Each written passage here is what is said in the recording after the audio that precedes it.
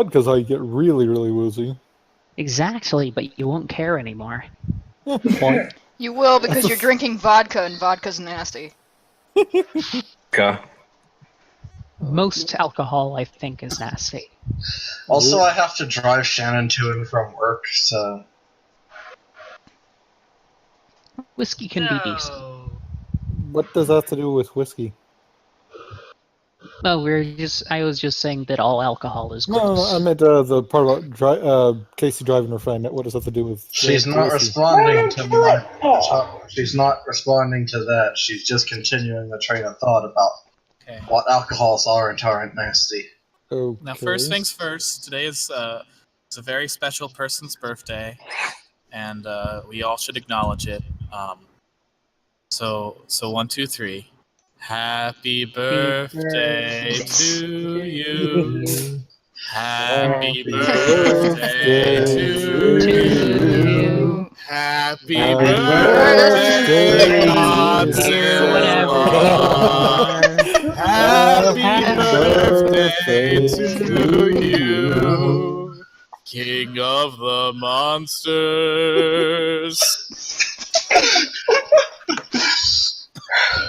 Happy birthday, Godzilla. We love you.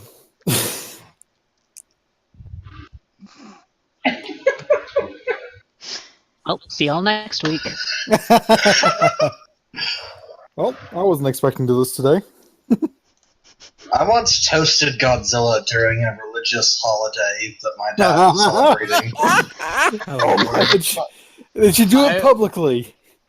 Yeah. I'm going to God. going to find a reason to mention Godzilla in the foreword of every novel I write until I die. We were toasting the things about our lives that we appreciate, and I was thinking about all the good things in my life, and, thought about Godzilla. A giant metaphor for atomic destruction. A good thing, yes. It is also a metaphor for one's right to exist, even if you bring inconvenience to other people. He's also a metaphor for a giant radioactive lizard who battles space monsters and saves the world. I gotta ask, TT, did you put one into No Sympathies? Reference to Godzilla? I did. Huh. In the foreword, I have an anecdote about how when I was a little kid, the foreword of No Sympathies talks about my feelings on the whole idea of God as a lapsed Catholic, and how I think there are like 2 gods in the Bible as opposed to 1.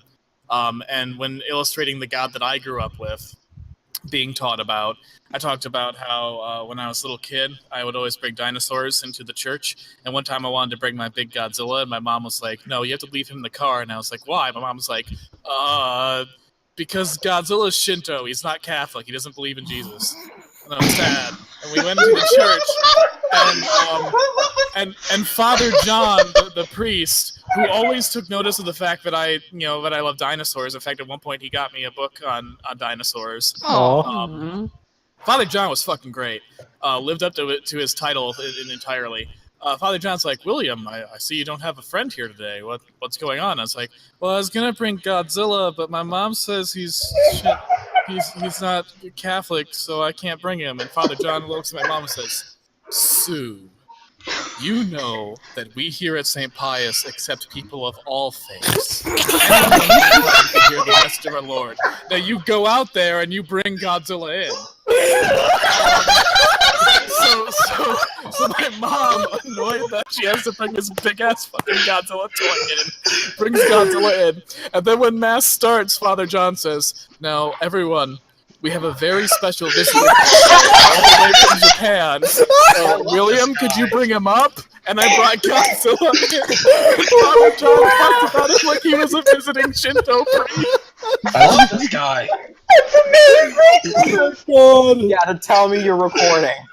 Yeah, I'm recording this. And that to me was like, that's what Christianity was to me when I was a kid. And then when I grew up and started realizing other people had this version of Christianity that would have kept Godzilla out of the church because it was Shinto, it was just like, how the fuck are we reading the same book? Well, that's the thing. They ain't actually reading that. where the hell did your God come from? Well, I mean, the thing is, they're both there. You know, you can find just as much evidence for the God who hates Godzilla and wants him out of the church as you can for the one that accepts people of all faiths and wants everyone to come hear the message. You can sometimes find them in the same fucking passage. You can sometimes find them both in the same line. They're two completely opposing characters with the same name and the same story. There are two gods in the Bible. At least you managed to get crocodiles into heaven.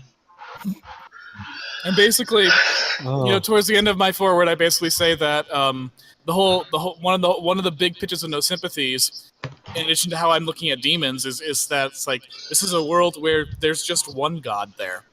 There's not the angry God, the hateful God, the exclusive God.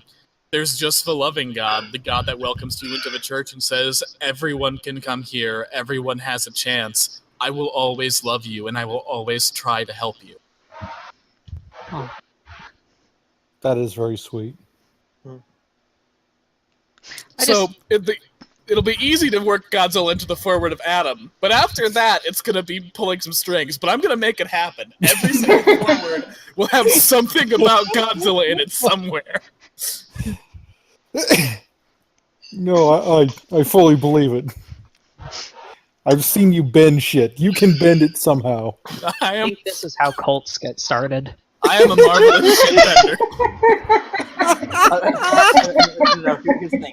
There actually is a place. It's a town in Oregon called Zilla, and basically they have a place. They're the church called the Church of God.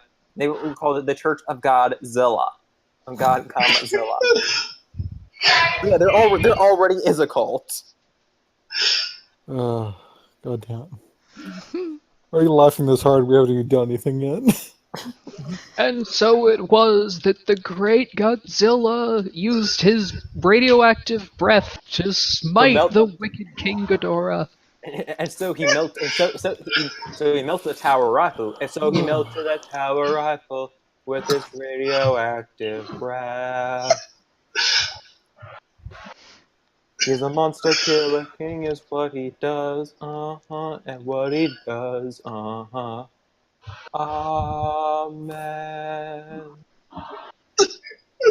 I love all of you. Well, somebody has to. Sorry. I thought it was funny. Well, you're an asshole. That's kind of what you do. So can we go in and start kicking Phil's ass now? No! Yeah, okay. Okay. I don't have any myself yet. Fuck.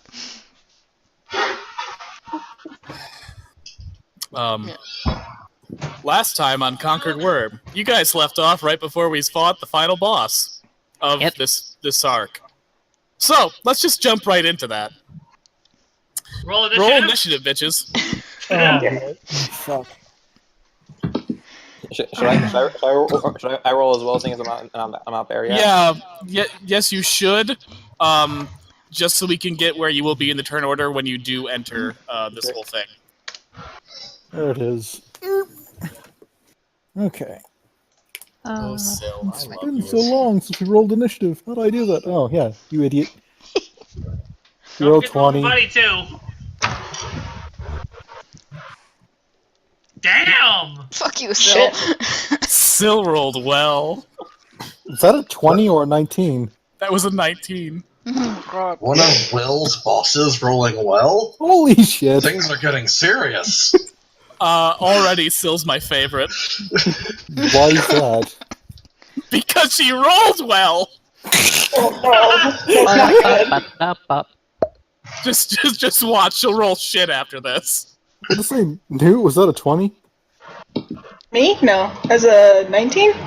Damn! 19. What? You have a lot of initiative. Chris has improved initiative, but so far lately this has been shit.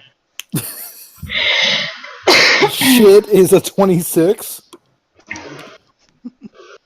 Compared to you guys' base initiative. That's just all because I rolled good. Mine is only 8. Mine's only 7. Yeah, I know. And I get supposed to add my wisdom modifier to it, and yet it's still shit. Wait, what are the rules for initiative in Pathfinder? Because I've just been going with the dexterity bonus. I don't know if there's anything fancy. For most people, it's just that, unless you have other things to add bonuses to it, like defeat improved initiative. Yeah, Howard took that a while back so he can stay on par with us. And I have Initiative at the token show thing. Oh, yeah. I have a +4 in dexterity, and I have a trait that boosts that. Yep. I have a +6 and a trait that boosts it to another 2 points. I just rolled shit. Well, you gotta start somewhere. Did I miss anybody?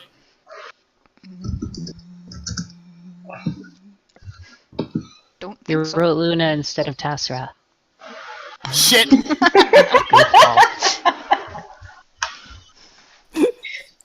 Well, this is Discord. You can just edit the fucking thing. Alright, guys, I'm gonna charge up a 10. Everybody lend her your power so she can get a 10. I already did a sacrifice in the name of the dice god. I played... that's gonna be confusing, TT. You may want to delete one of those. Yep, that was an accident. I gotta say, I played fucking Blood Bowl, like, for 10 fucking hours. I think I killed all my bad luck doing that. Or I magnified it. It is fucking Blood Bowl. I don't Blood know. Bowl is a monkey's paw in terms of dice luck. I had halflings that murdered everything. For people who know that, you will be terrified. Alright. Sill's form stalks on 2 long, massive legs. After all, she is the tall man. Makes sense. Okay. Wearing giant stiletto heels. Oh, she's got some fun things she gets to do. Oh, fuck. You fell into a burning ring of fire. It burns, burns, burns, and the flames go higher. At will, she casts Wall of Eldritch Flame. So all around you, cutting off every conceivable escape point, there is a wall of purplish orange fire that seethes. It's technically flame, but it also looks somewhat like clay or water, or just moving, rippling flesh. Eyes and mouths appear and disappear in the flame as it moves. That definitely ain't kosher. Oh no, it's pretty trippy. I wouldn't touch it. God, so many choices. What's this button do? Is it nice to finally have a character who can use an ability before the battle ends? Mm-hmm.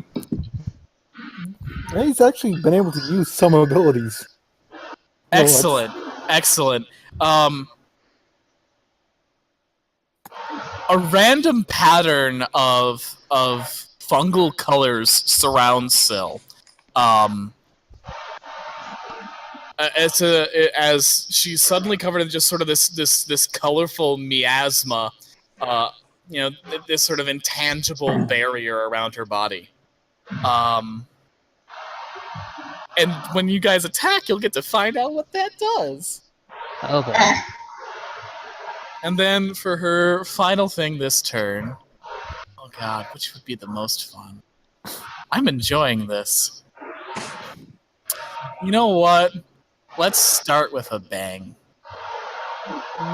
Syl's many grotesque arms stretch wide. You can see on the bulbous thing that the bulbous slimy, vaguely sexual thing that serves as her torso. Several human brains are embedded within in sort of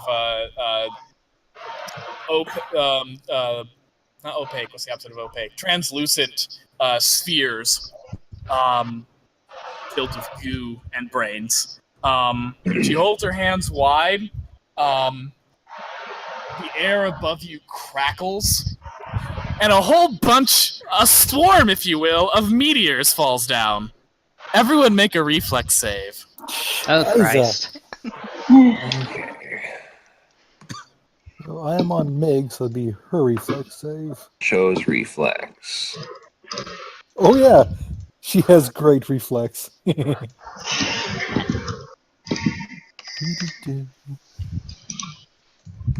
Well, it was nice owing ya. Well, we don't know the strength of it yet. Well, it's meteor swarm, so probably a lot. Wait, I forgot my AC is better because I can cower behind Moondrop now. It's not your AC, it's just your reflex save. Well, I mean, for when I do inevitably get hit, she's much tougher than I am. Oh.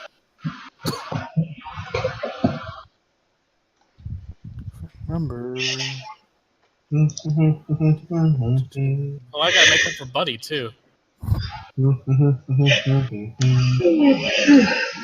Reflex is not his best. It's not terrible. It's not his best. Well, that wasn't enough. Okay. So, first off, everyone, regardless of what they got for their reflex save, takes 2d6 of bludgeoning damage for a total of 6 damage. It's not that bad. Except for Ari, because she has that rogue bullshit feat, which allows her to avoid it. Yeah, even if you There's roll no half damage. save for the bludgeoning damage. Oh. This is only for the secondary effect of Meteor Swarm. Oh,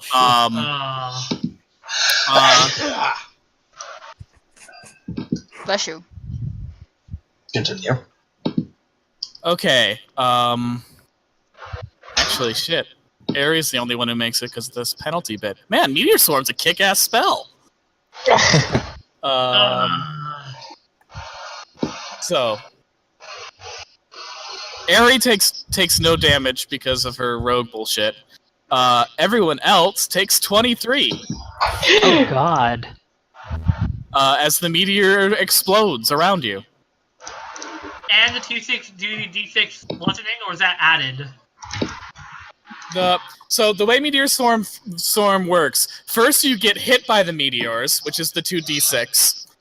Then the meteors explode in an area that hits not only you, but everything around you, for a total of 66 damage.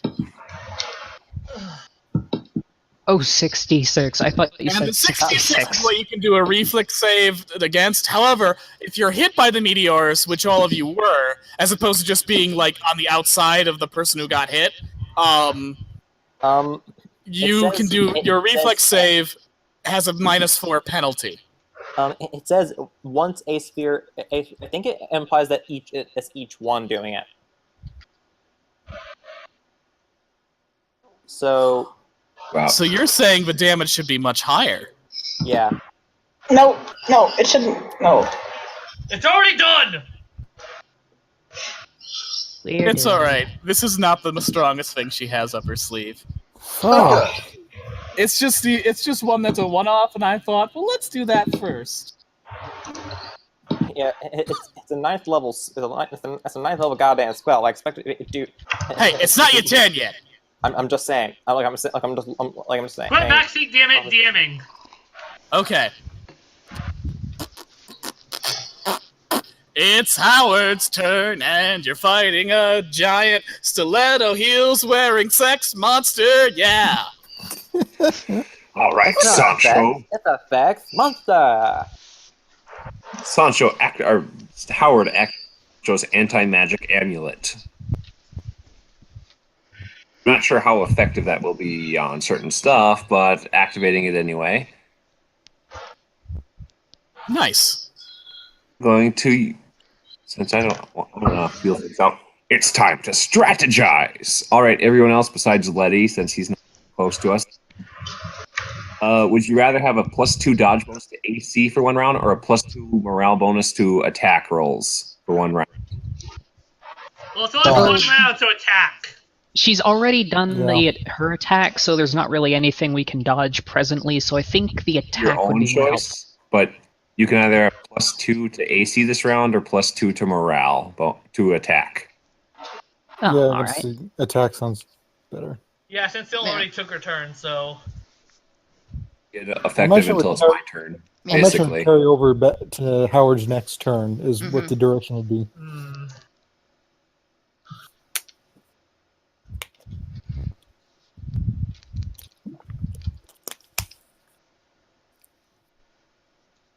So I'm going to assume that it still is chaotic evil, correct? Don't know. You'd have to do a detect alignment spell, buddy. So, I mean, when you assume. I guess we'll take the attack bonus. Most of you guys would, like, say, Verka, for instance, prefer the AC bonus. Yeah. That can happen, too. Oh, so we all individually choose which one? Mm-hmm. So, I'll just... Let's talk about also, like, the AC bonus, or is she going to use...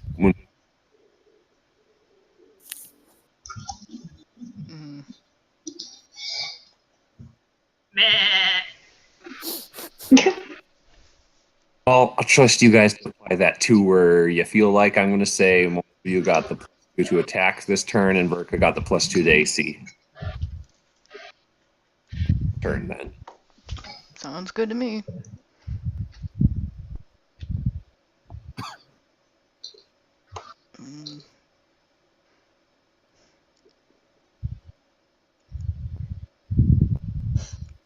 That. Yeah. Is that it? Hey, Verka's turn. Yeah. Okay. How big is the room? Is it kind of tall, kind of big?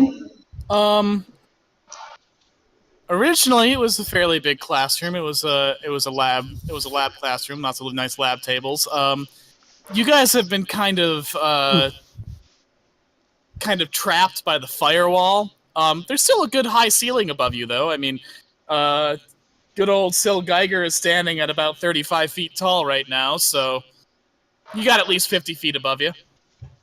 Oh, okay, cool. Well, Verka's gonna fly up, so she's not on the ground anymore.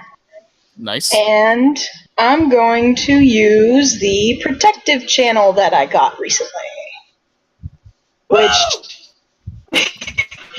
I think this might have been a little overpowered because it already does 6d6 of healing, and now it does an additional 3d6 of healing. 96. So 96? Yay! I'm not turning my nose up at it. Nope. And there was another thing. What is it? Oh, it does cast protection against evil on everybody. So let's do that in 1 second. So on the same page, what does Protect Against Evil do? Huh? What does Protect Against Evil do, just so we're on the same page? Let me find that thing again. It gives you some buffs against evil attacks by evil beings. Oh, okay. I think it gives you an AC bonus against armed attacks, and it just makes armed attacks not work. But given her entire body is a weapon, I think she counts as armed. Okay, we get 2 deflection bonus to AC and 2 resistant bonus on all saves. Damn. Yeah. Fair. And there's a secondly. When I roll my d6s for the healing, do I plus my healing skill to it? Sure. Are we sure? Plus your wisdom, wasn't it? Well, it's a skill on the thing too, like a class skill.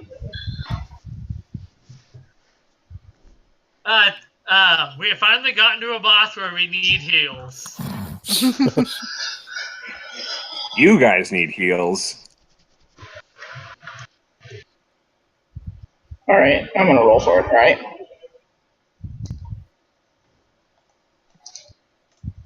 Oh, really? Yeah, we're gonna do that? Okay, that's fine.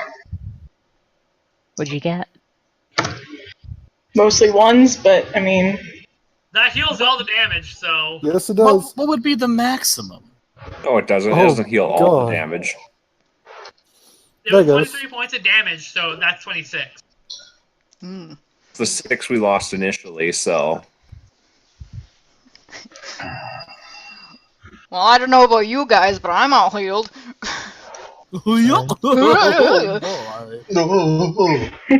Just have 3 points of damage. Yeah, pretty much. Someday I'll be a real boy.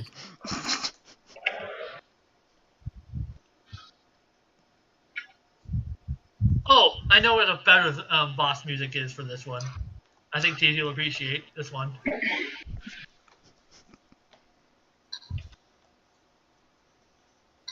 Oh, I could see it. You and your personas. Ah, fuck Madarame. Plagiarizing piece of shit. What? That's a Persona 5 joke. Not really a joke, just a reference to the villain that boss music. He's a very high profile artist who basically has stolen most of his artwork from his pupils. Within the game lore, not the actual like director behind the game or anything like that.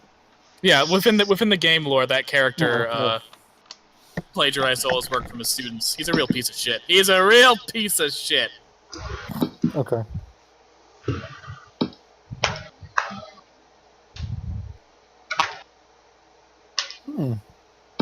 Oh.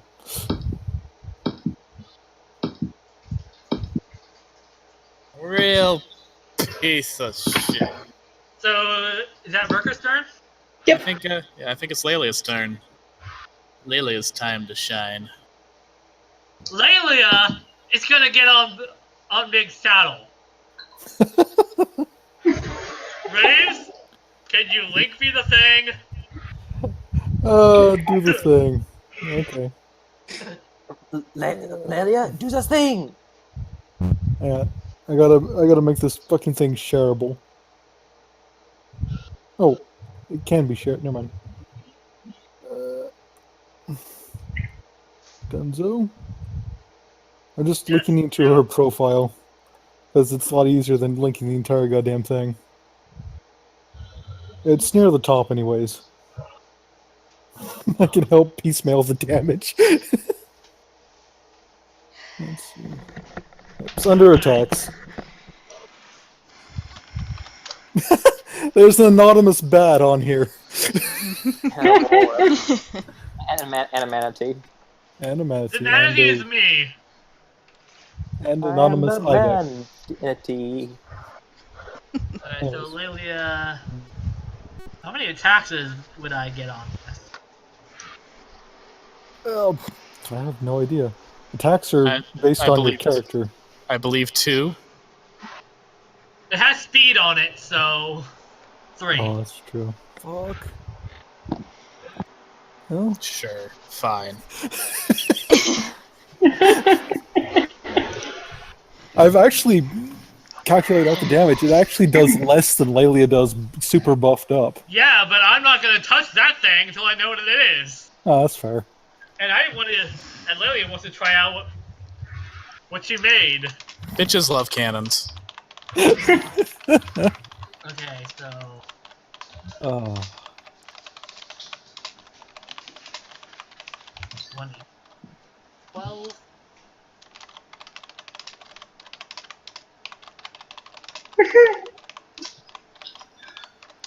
Of course she did.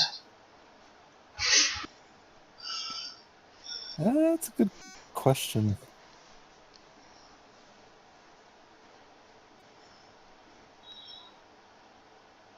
It's a good question from seeing, because I know in normal attacks, if you just run up and hit, hit somebody mounted, the mount takes the damage first. Unless it states somewhere that they don't.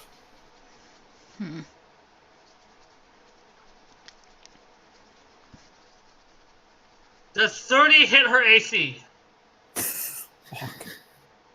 No. Oh my god. Well, You guys got so many buffs in this town. You think I'd give you something that amateur? 30 is still upwards to what we can do. Shit, I forgot Howard's 2+2 attack, so that's a 32. No. Wow. And the other two are misses, so... Oh, so many buffs I gave you. Did you think those came free? I don't think we can hit her AC then. Yes, you can. No.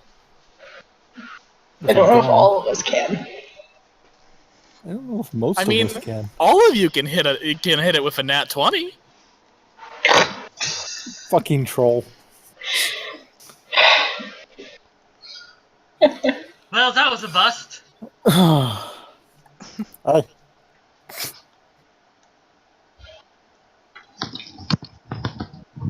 Well, guess it's my turn now. Tigger's gonna look very depressed at that. You wanted to see what the damage was. Anyways, gonna tap Meg on the shoulder. She's gonna spread her wings, and he said the fire doesn't go all the way to the ceiling, does it? Not quite all the way, no. Okay. So enough room to at least fly up and maneuver it a little bit. Yes. Okay. He's going to fly up above, and what he's going to do is he's going to now chuck a stink bomb, and actually more or less just drop it on her, on Silgeiger. And I'll to roll that sheet. I have to remember what I have to do to roll that sheet. It's literally been forever since we actually did combat. Yeah, you guys have avoided it a lot. Where's my goddamn bass? My bass. My bab. There it is. Alright. Okay. And roll, and... pants. Pants bad. Does a 17 hit her touch AC? Yes. Oh, sweet. Okay. So direct hit, it's just normal bomb. I'm not using wide range or anything because she's huge. Well, it's a stink bomb. Damn, I gotta find all my shit now. Okay, normal bomb damage, and I'm going to... Normal bomb damage is what, you idiot? I am so disorganized now. Okay, I got it. 66. 66 plus... shit. Plus the... Plus int mod. Plus int mod. And it does other things.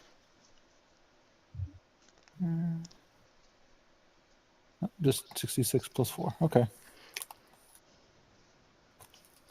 Hup. That's a lot of ones. Well, 18 damage. Nice. 18 fire damage, I say. Also, I have to look up what the fucking stink bomb does. Smoke bomb, stink-a-bombo.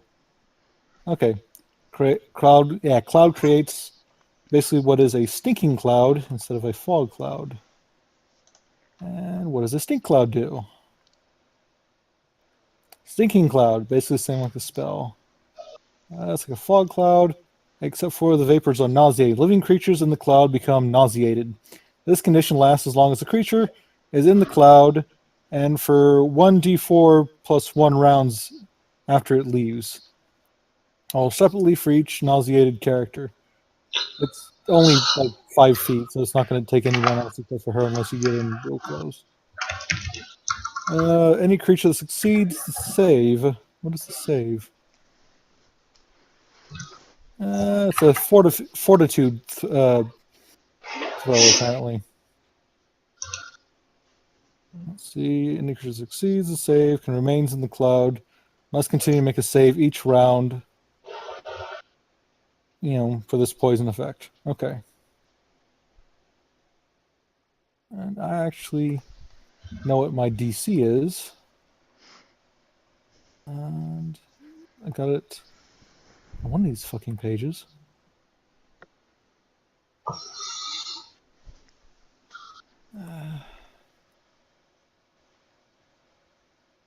You're gonna hate me. She has a huge fortitude save, I know. She's immune to poison. Technically classified as a poison? This is a poison effect. Okay, yeah, never mind then. Oh, well, they're looking that up. I also can assume she's immune to corrosive effects too. She's immune to a couple of things, yes. Well, that was attack 1. And now for an incredibly long while as I try to figure out attack dose. It's gonna be another bomb. Of course, where's my goddamn thing?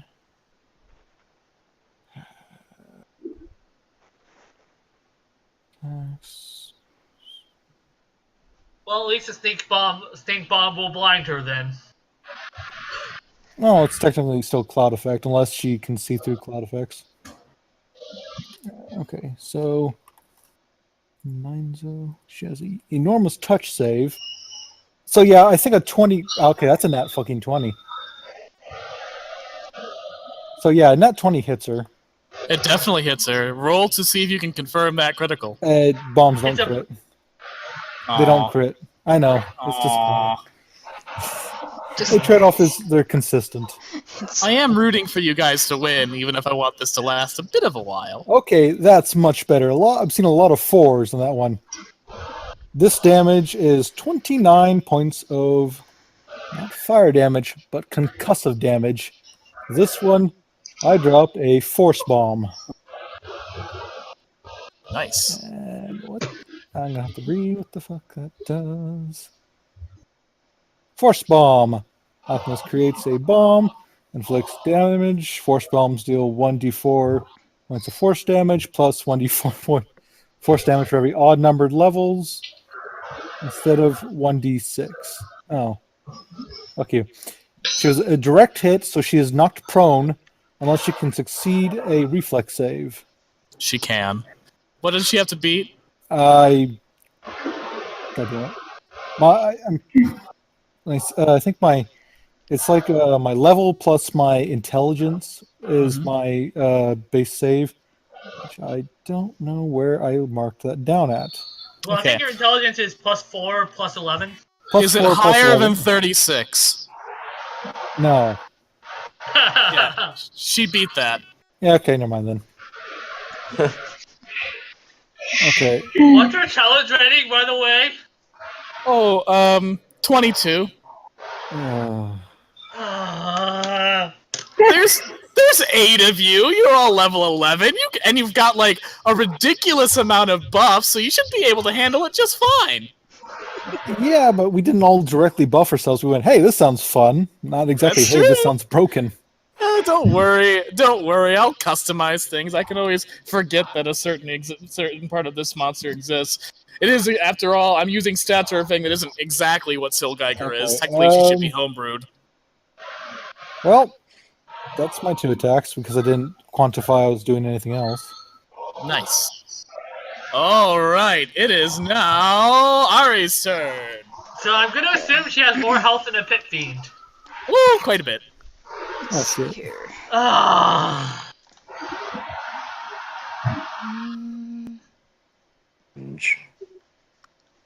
I am seriously regretting not getting help for this. Not getting what now? Help. We're all the help we need. We're gonna fuck them up. I'm rolling. If we beat this. Hey. I'm rolling to go into stealth. Good luck. Betting she has perception of 43.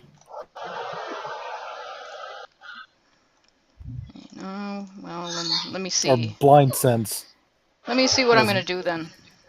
Well, she is a Xeno. Well, she is Geiger, so I assume. Blind sense. But don't assume anything. Try whatever the fuck you want. Yeah, you guys. I would say this is a good time to pull out every single trick you have in the book. Yeah, I'm trying to find something I can at least get past that fucking bullshit armor.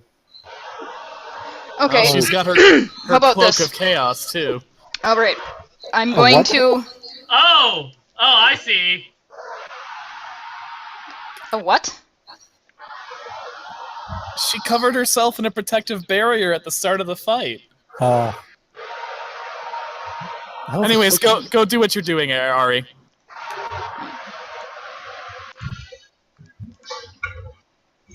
Okay, I am taking out my bow. I'm firing up my my True Strike ring. And I am shooting her with the black arrow. Fuck yes! Oh god. Okay, so it hits automatically, but I'm gonna roll anyway to see. Yeah. Because if you crit, you want that crit damage. No, I didn't crit, but it's still gonna hit her because it's a plus 20 to hit. And let's see. So plus 5 to attack. Reset. And it is I don't know what it was. 1d.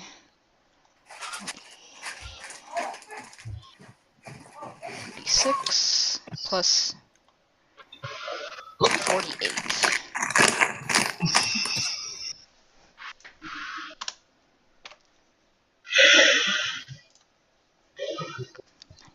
Yes, gang, remember to take lots of drugs before you fight.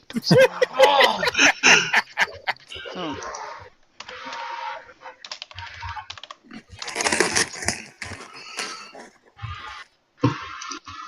Not bad.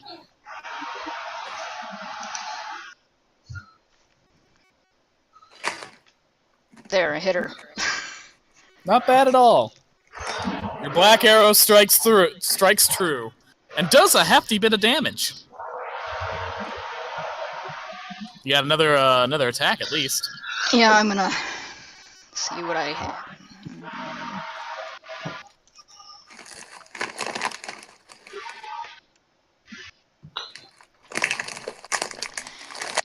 Do shotguns ignore AC? It hits touch AC. They hit touch AC, huh? It's a cone and it hits touch, yeah. Okay, so I'm gonna take that double-barreled shotgun. I'm gonna shoot both fucking barrels at her. Nice. Let's see, what is that again? Her touch AC is 14. Well, yeah, she's big. Usually when you're big, your touch AC is shit. Everything's got a chink in its armor. Well, I rolled a 14, so added that with my base attack bonus 14. I hit her. So let's see, what is that damage for both barrels? It's 48 plus your deck. Let's all thank Rainsford a second for teaching us how to use guns.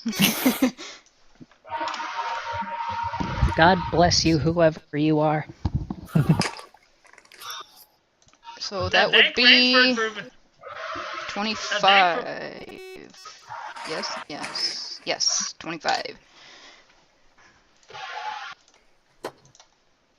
Nice.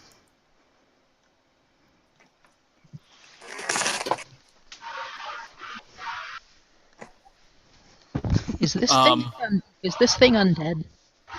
No. Okay. This is almost a flesh golem. When you shoot her with the shotgun and the black arrow, Sil Geiger's many mouths go, "Oh, exquisite." God damn it! I need an adult. To be fair, it wouldn't just be you. Anyone who does damage to her. I mean, she's an H.R. Geiger sex monster. What do you expect here? Jesus Christ! I didn't. I need feel this slightly today. less bad about the design I'm doing then. Would be Slightly proud. less? Slightly? Wait, are you just, Only slightly. are you drawing this, Casey? Yeah. I'm Awesome. drawing still. Awesome. You're not gonna say that when you say it. Yes, I will. As long as she's weird as hell, I'm gonna be laughing. I have the feeling it's going to be a lot more dick-like than mine was. Oh, definitely. Well, it should be a hodgepodge of all genitals, and all things vaguely related to sex.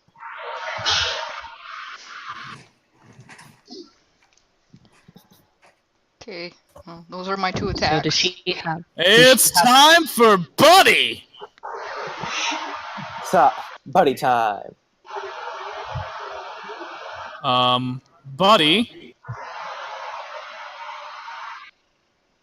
Buddy, being our glorious murder child, manages to get a hit. Fuck. He literally rolled 35. Jeez. Oh my god. Thank you, our So- glorious murder child. So her Wait, so AC is he's in either melee 30 now. So he's in melee now with the weird barrier thing? Yep. And Buddy does...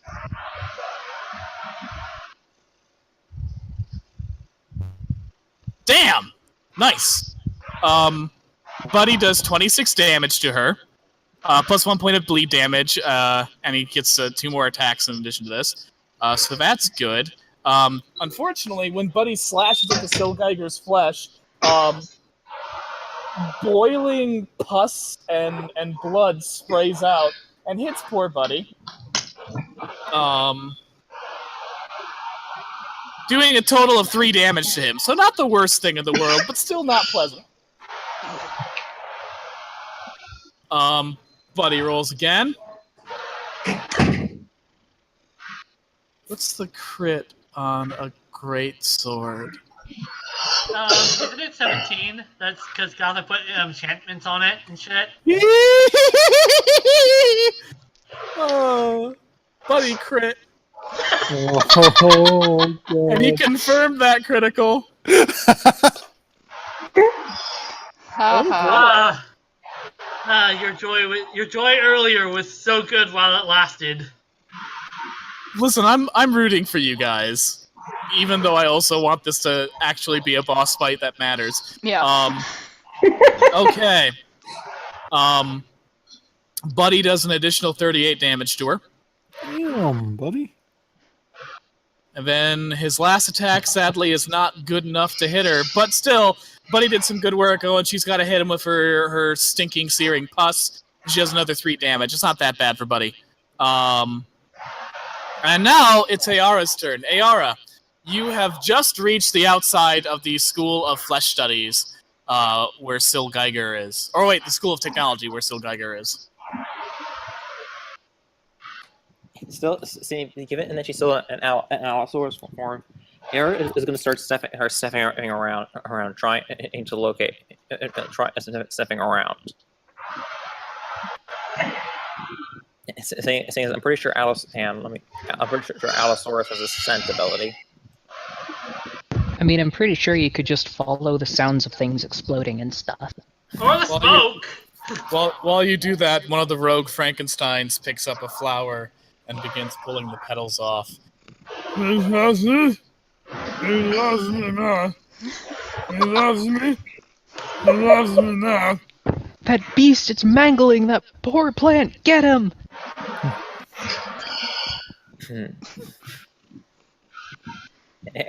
As soon after Eric, and so should I roll a perception check?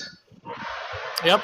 Another Frankenstein has a pitchfork and grabs a torch and then puts it out in water and then carries it.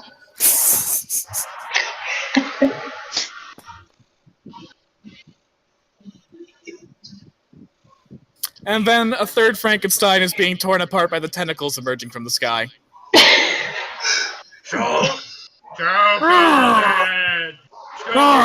is not good at all!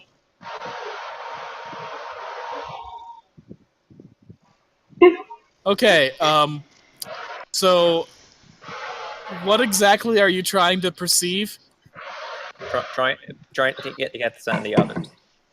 Okay, yeah, they're in the building. Okay.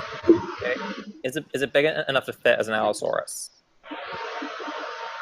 Barely. And she's gonna basically grab the door in her jaws, and basically ripping off of the doors off their hinges with their jaws, and then just kind of flinging them aside before forcing herself in. Okay. You enter the school building. It's mostly absent of any life. You can hear sounds of the battle way down the hall. You can also hear the sounds of something beneath the building moving and shaking. She's gonna keep. She's gonna start nosing around. Are there any doors that lead into small laboratories or anything? Yes, there are several small laboratories with doors that lead into them. Well, okay then. I'm going to use another perception check to try and find something like a materials of things explosive materials. And I just got a 20 for it. Okay. You find a laboratory that says explosions lab. And when you poke your Allosaurus head in the door, which this door is not big enough for you to fit into, there are indeed quite a few explosives with signs saying "Do not explode here." You're also on fire. So let's make a save for that. That's definitely worn out by now. This is sounding more like the Mythbusters every second. I'll give you that. Okay. Air's he's going still kind of moving very awkwardly. He's going. I'm going to use telekinesis to levitate as much of the stuff up as I can without it accidentally setting it off. Basically, picking up as many explosives as I can carry and just walking down towards the sounds of carnage.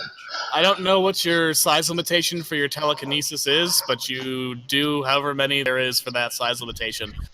Before your turn is over, and this is the end of your turn, you levitating up these explosives. You hear the sound of footsteps, and when you look to your left, you see a humanoid robot. That is mostly silver with some red, blue, and orange markings. The robot looks at you. It then looks at a piece of paper it has in its hands. It squints at you, and then looks at the paper, shakes its head, and then runs out the door of the building to the outside world.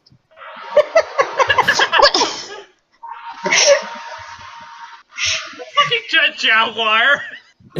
What? Jet Jaguar! Jet Jaguar! He was looking for Godzilla! Oh god. Oh my god.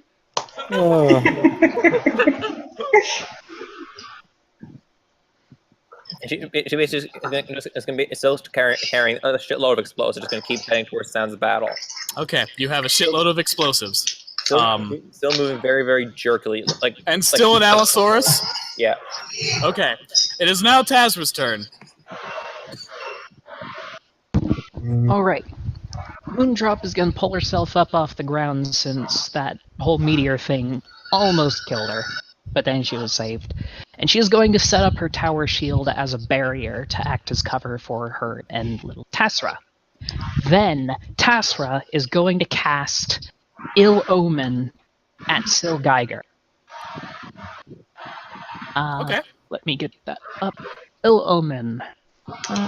There is no saving throw, but if she has spell resistance, it applies. Does she have any?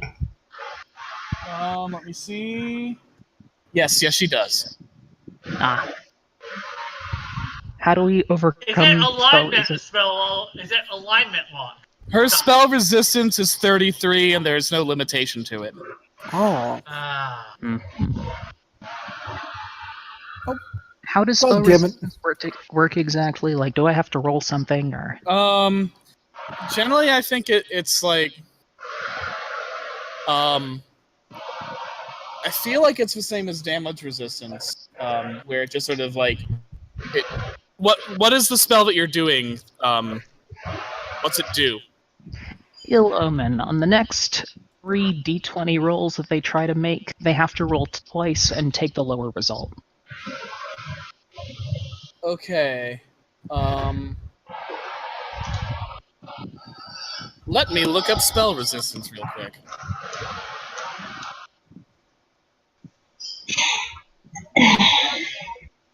Fucking spellcasters. I'm sorry. Fucking spellcasters. That's why I just hit things with a stick. I'm doing my best. You sound like a Nord. Okay, so you have to make a caster level check. So to overcome her spell resistance, and the number you have to beat is 33. You roll 1d20 plus your caster level, so you're an 11th level witch, so do 1d20 plus 11. Remember that a 20 is an automatic win. Okay. RNG's favor mate. I got a 5. God damn it. So that's a 16. And we're near enough. Yeah, she resisted that. Alright. For my next move, I am going to fling some shadow bolts at her.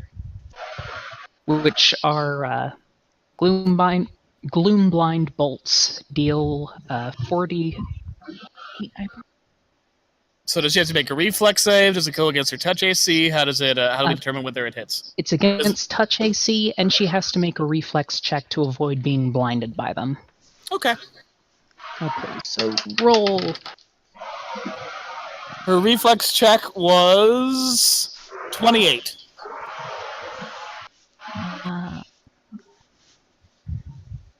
Alright, I think that passes. I got... Jesus, Casey. Oh, that's about what I expected. Do I want to That's look pretty at good. this? Yes, That's pretty yes, good. you did. It's hilarious. Oh my god, what the hell? The only thing it needs, you have to have Syl sort of embedded inside it somewhere. Damn it, I only got an 11. Like in the chest or gut range. Yeah, somewhere in the torso. Wait, I only got an 11. So like the lip area, you just open it up like a mouth, so like their head peeking out. Yeah, we could say it's sort of like an organic Gundam, and she's inside the head unit. No, I'm thinking like the kind of the cylindrical thing on the chest with lips on it. Oh yeah, she could be in there. Yeah, like you know, like those pajamas, like when the head's poking out of the mouth, it kind of feels like that.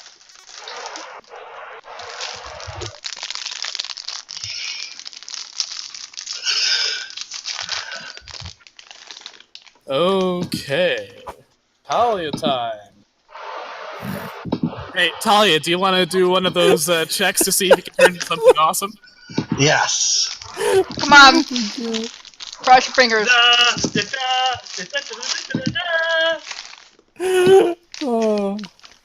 I'm gonna say you can only do one in combat without wasting one of your attacks.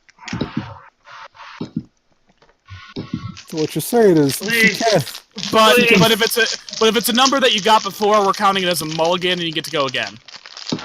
What you're saying is, she can burn all her attacks to instead roll more. Yes. 51. Damn it! Area 51.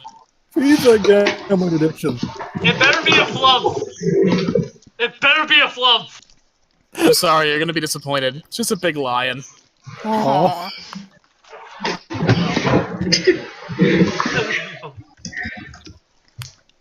And of course, pass her am to a concern.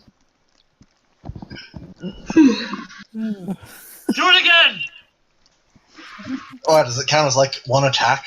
Yes. Yeah. Okay, how many do I have again? 2. So you can do it 3 times per round, I think. So we're all fighting, and Kelly's just playing the slot machine. 100. Get 100. Get 100. 20? It's a 10! No! It's a 10! Hooray! And it's so appropriate for today. Oh Bum bum bum bum bum Oh my God. bum bum bum.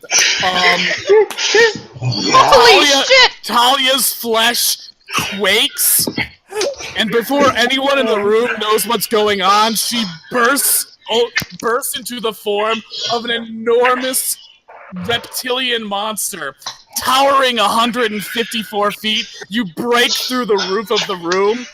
Just through the sheer transformation process, your body smothers the eldritch flame. And you now stand towering in the center of this room as Mogaru! Oh my God. Mogaru, the final king. Holy That's shit, her fucking amazing!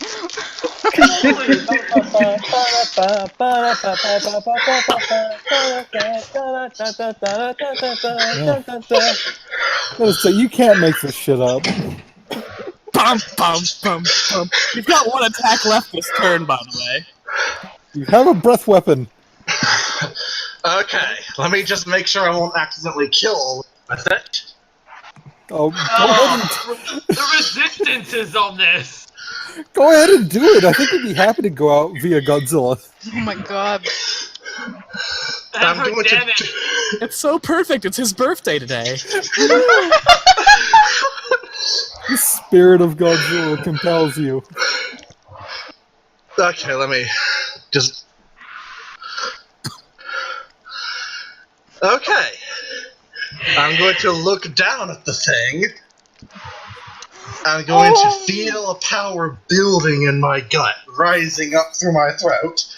Oh my God. And I'm going to just blast it right down. Oh my God. 20d6 points of force damage. Oh, hang on. 20d6 of fire damage and 20d6 of force damage. 40d6 in total. Okay, how exactly do I roll this? You roll 40d6. With a dice roller. Oh my good. And they're staggered for 1d6 rounds with a reflex of 42. It was worth the wait. It was worth the wait. So, Talia more or less is curb stomping this thing. The dice was waiting for drama. I gotta say, we're fighting xenomorphs with Godzilla. That's funny, because there used to be this contest a while back to vote for the most famous movie monster. Guess who were the final two contestants? Xenomorphs and Godzilla. Godzilla won. That's an even 60 points. Oh my God. My fucking God. Crunch. You blast Sil Geiger with nuclear fire. And she screams, and it's not at all orgasmic this time. Holy shit. You all helped make this possible. Also, she is staggered for 1d6 rounds. This is beautiful. Oh god damn, it's Rubicante all over again. How much damage did she take? This 60. And she's staggered, meaning she's flat-footed. Unless she's immune to being staggered for some reason. She isn't. Oh, Finally! What does staggered do, by the way? It makes her flat-footed, and it's also going to greatly reduce the amount of attack she can give. Does it do anything to her saves? I gotta check. Let me look up the staggered status.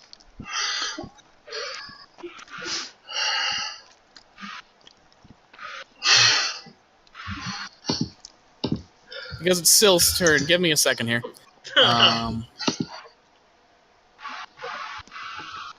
A staggered creature may take a single move action or standard action each round, but not both. Nor can they take full round actions. They can still take free, swift, and immediate actions.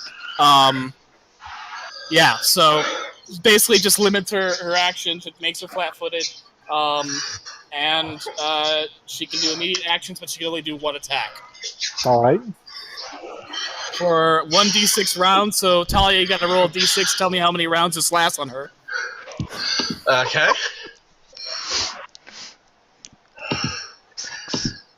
Six.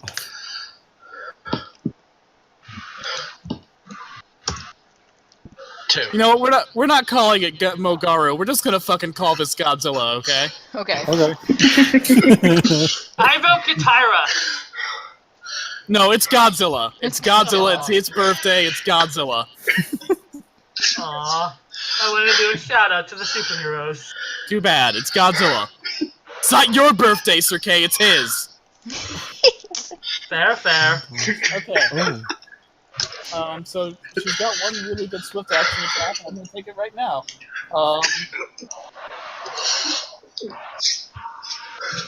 How much Okay. damage have we dealt so far? Everyone needs to make a reflex save. It's a high one, isn't it? It's very high. Yeah. We have to make. Probably not going to make that. A reflex save. What about Wait, I'm Tasha on and Nick. Do I Moondrop? take Nick's Because reflex save? Yeah, you would take her reflex save. Everyone up in the air. Everyone up in the air is fine. Oh, never mind. Oh, cool. Thank God. Sky Buddy! Fly! Flyer superiority! is this going to affect Tasser and Moondrop, who are currently using the tower shield as a barrier? Woo, flying buddies! Yes. Okay.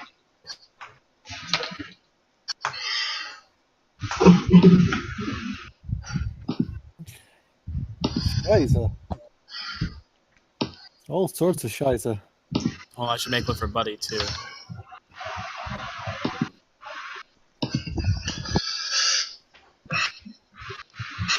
Oh, not good enough, Buddy. I'm sorry. What is his reflex save, anyways? It's only +3. Yeah, I didn't think it was that great, but still. He's not a very flexible boy. Okay.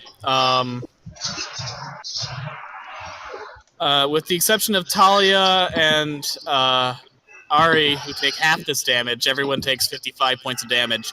As Syl, several boils and lesions on her body erupt and spray a steaming hot pus, drenching you in boiling bodily fluids.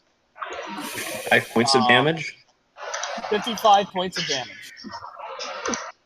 I'm Even dead. Sasha, who has the anti-magic amulet? It's not magic, it's pus. Ah. Sense.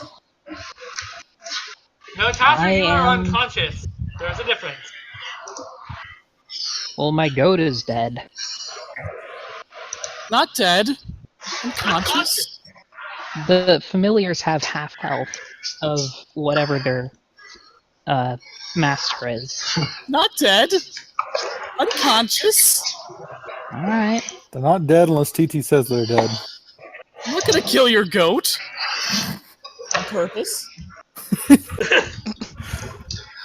And then, she goes after Godzilla because it's fucking Godzilla.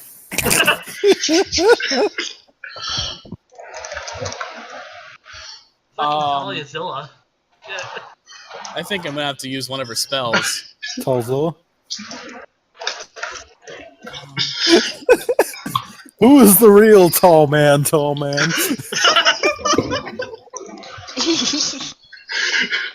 Who's a tall man now, biatch?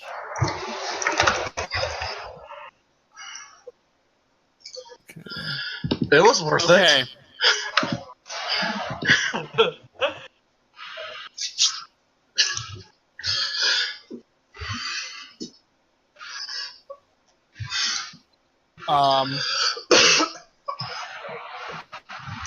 Talia, you have to make a will save. Okay. Thankfully, Godzilla has a will save of +23, so... Unless they're singing, he's weak against song. Which is hilarious and amazing. Wait.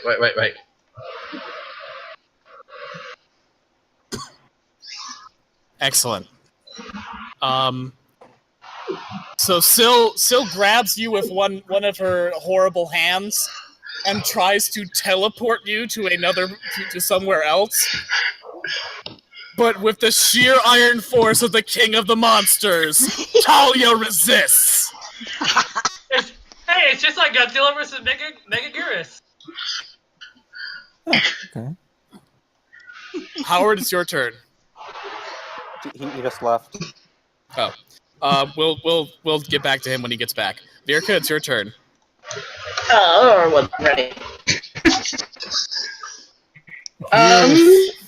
People on the ground need heals bad. Yeah, I was about to say, I think I'm just gonna do a channel again because people need heal. Yeah. Everyone needs healing. This one won't be as good as the other one because it'll just be a normal channel, but... It's an entire team of Genji is what we're saying. I need healing. Or I guess I could do the other one because just more healing. Do it. Yeah. Alright. Did I erase my thing on the roller? I hope I didn't. Oh, I didn't. Good. Oh, no, I did. I lied.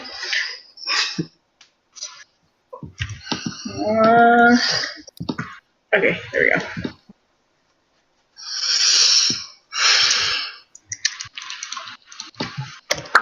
Healing for 32 points. Nice.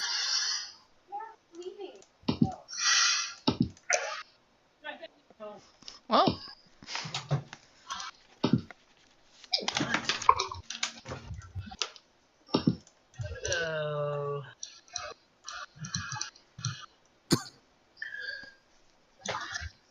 Nice. Heal those people.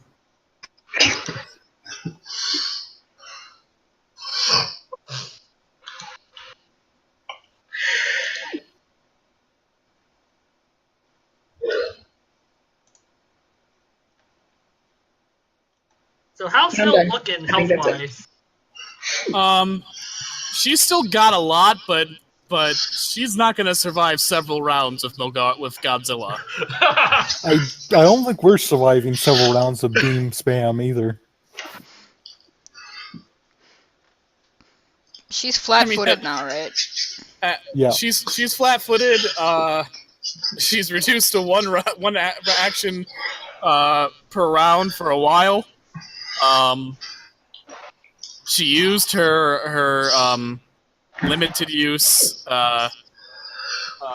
boiling spray, so you guys could probably pull a tactical retreat and just let Godzilla clean up for a bit. I think us in the air are fine. We can just keep hammering.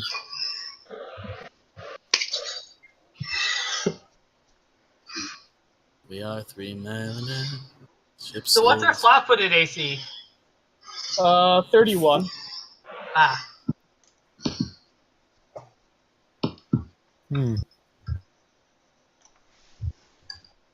That's right. Things with a lot of armor have a good flat-footed AC. That's the trade-off. High dexterity means you have high touch AC, but you have shitty flat foot. Because you won't be able to wear most armors without cutting into that dexterity. Right. I believe it would be Lelia. Okay, how many uses do disintegrate guns have again? I don't know. How many times have you used yours? Only one. Let's say 9. You've got 9 more shots. Okay. Spell resistance, yes. So have to roll like caster checks then to use it, or I don't think at the moment. I don't think she's able to focus on you. I think you could just. hit her. okay. So that's touch AC. So I'm just gonna roll for damage for shot 1. Mm-hmm. Well, I'm gonna eat this Cadbury cream Halloween egg. Good. I need an egg in this trying time. Does that hit? 15 hit or touch AC? Yeah. And I rolled shit, so. Alright, so that's a. Egg is creamy. So 22d6 then.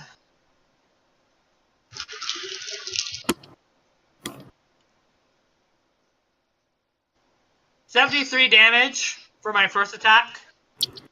Nice. And for my second,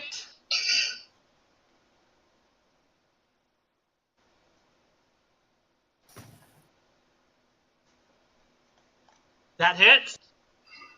Mm-hmm. Her touch And AC that- is 14. Alright. And another 70.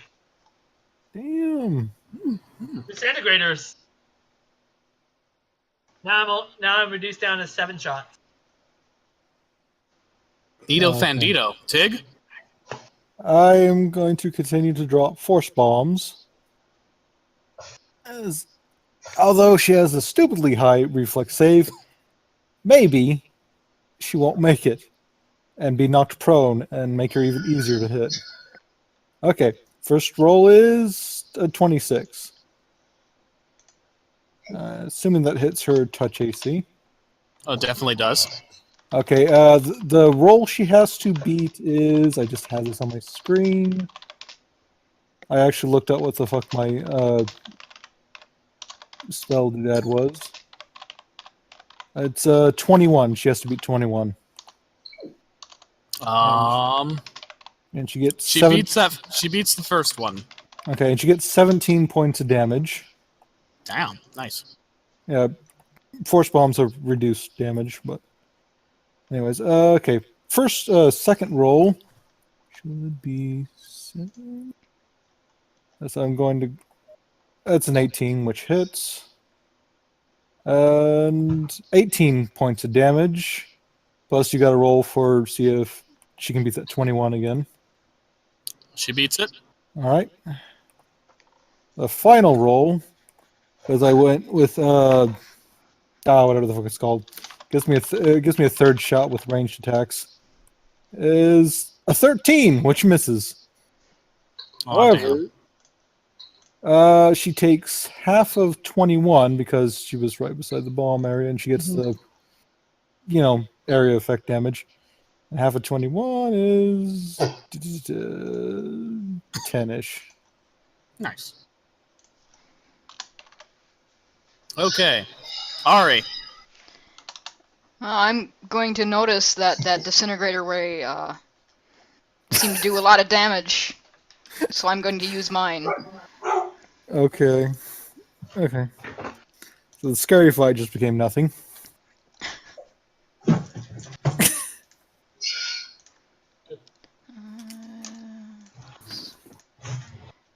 Does 26 hit? I'm guessing yes. Yes, her touch AC is 14. Okay.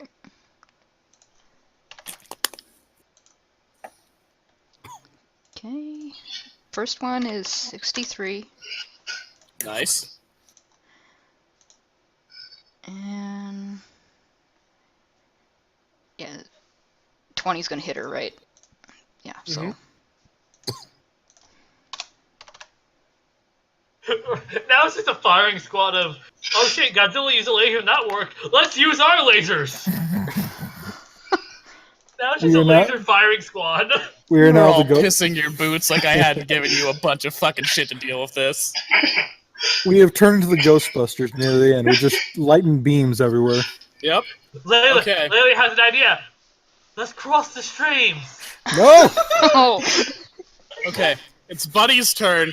Buddy looks up and sees the largest lizard he has ever seen. Aw. He has to pet it. Does he do it? Does he get a? Does Talia get a morale bonus? Talia, you get a +4 morale bonus from Buddy giving you a pet on your foot. I reach down and pat him on the head. Buddy looks joyful. It's the first pet that has ever pet back. Ayara, you are outside the explosions room. What do you want to do? Wait, So- is there? Shouldn't she be out of there since the building's now kind of wrecked? Oh yeah, the building just exploded, and you can now see there's fucking Godzilla here. Well, considering that that's probably where the action is. It keeps kind of moving for the same sort of unnatural jerky motion. Okay. Carrying a fuckload of explosives with her. Okay, you managed to get just outside of where Sil Geiger's office is. You can see the fight going on. You then hear a rumbling, and you look and you see farther down, I would say about 100 feet down the building. Actually, a bit farther than that, because fucking Godzilla's here. About 200 feet down. The ground erupts, and suddenly a giant robot equal to Godzilla in size emerges from the ground up. Oh my God. It shouts, "Hello, I am Vassal version 2.4. Prepare to die!" And then jetpacks burst from its back, and it flies up to fight the tentacles emerging from the sky. Oh my God. Meanwhile, in the distance, you can see that strangely colored robot is flying to the sea, and the monstrous head is emerging from the sea. Oh no. Meanwhile, it's Tazra's turn. So, the jetpack were to summon Morocco for help. Maybe, we'll find out. This is just a beautiful TT was question. going to get his giant monsters in Chile anyway. Look, yeah, chaos is gonna happen. There's some tooting going on right now. Despite all our efforts, he got a kaiju anyway. Yes, I did. Alright, it is Tazra's turn. There really isn't a whole lot I can do at the moment, so You're allowed I guess to hold your option. You're also allowed to retreat if you want. I guess I'm just gonna shoot at it with the disintegrator gun. You could also heal your goat. I Well, assume she got healed from the burst. I mean, she still Yeah. got hit pretty bad, though.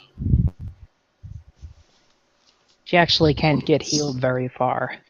Well, okay. Again, she only has half of my health, which is why I was kind of hoping the armor class would do more. Like the Addams Family, you could do what you want to do, man. That's an Addams Family 90s movie joke. It's an Addams Family rap, and it's terrible. How much damage does disintegrate do? 22 A lot. d6.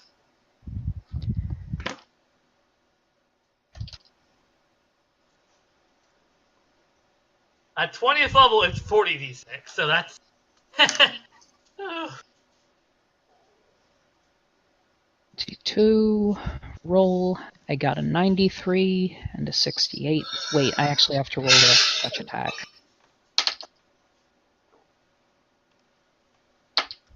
First shot misses. Second shot is...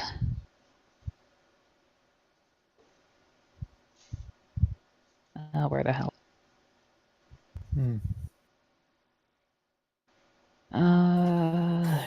Attack bonus plus 5. So the second attack is a 18. That hit. And I rolled a 68 for damage. Good. Post that number in chat so I remember it. What's scariest is the disintegrator rolls are higher than the fucking Godzilla nuclear breath rolls. Well, I got a lot of ones that time. Still. Still, it's 20 d6 compared to a 22 d6, so... It's 40 d6. Mhm. It's 20 fire plus 20 force. It's 40 in total. Oh, right.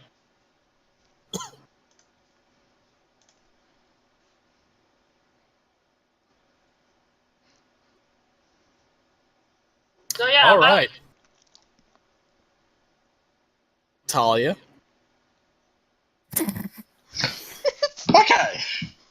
Gotta wait a few rounds before I can breath again. Guys, like stomping on her would do any good.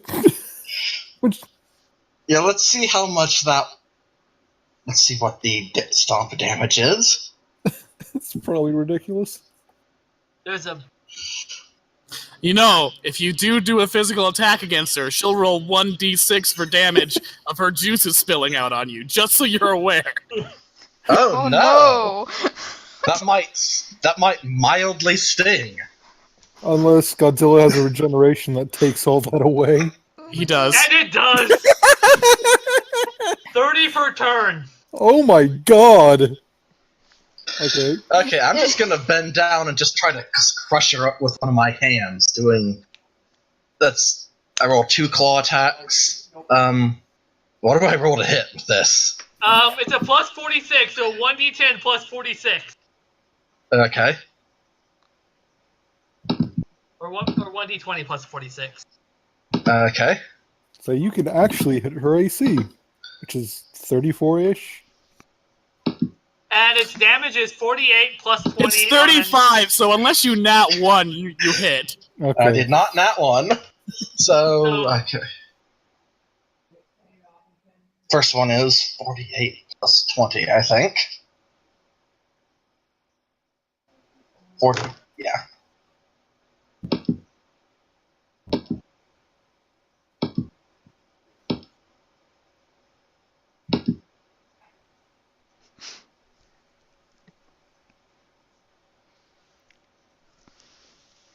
$37 for the first claw attack. Post it in chat, please, so I can remember the log of a number. Oh, you smacking her up good. How much health does she have? She's beefy, but you guys are actually whittling her down pretty good. The terminology makes you think we've gotten maybe close to half. I'm gonna have to open multiple dice rollers just so I can keep track of everything I have set up. It's not a bad way to do it.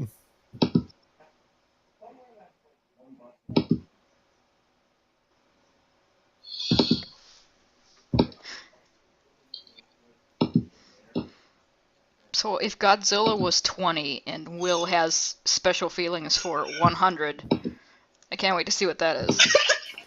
I don't know the Yeah. special feelings, but he wanted 100 for some reason, which is... It might be underwhelming, but I have a personal feeling about 100. Is it a flump?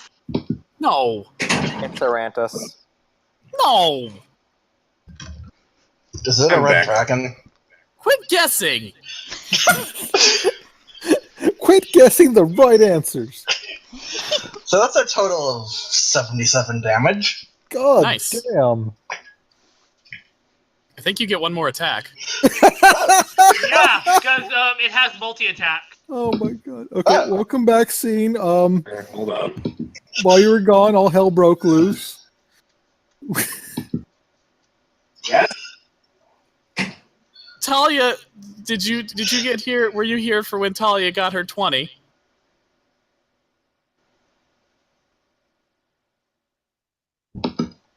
See?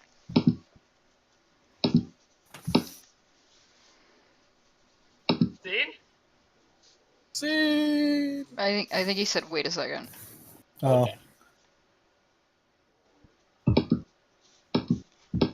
They do what they want to do. Blah blah blah blah blah. Blue Adams family. fuck it. Blah blah blah blah blah blah That's close enough to blah blah blah. Also, Godzilla also has a 30 resistant to acid, so... Nice.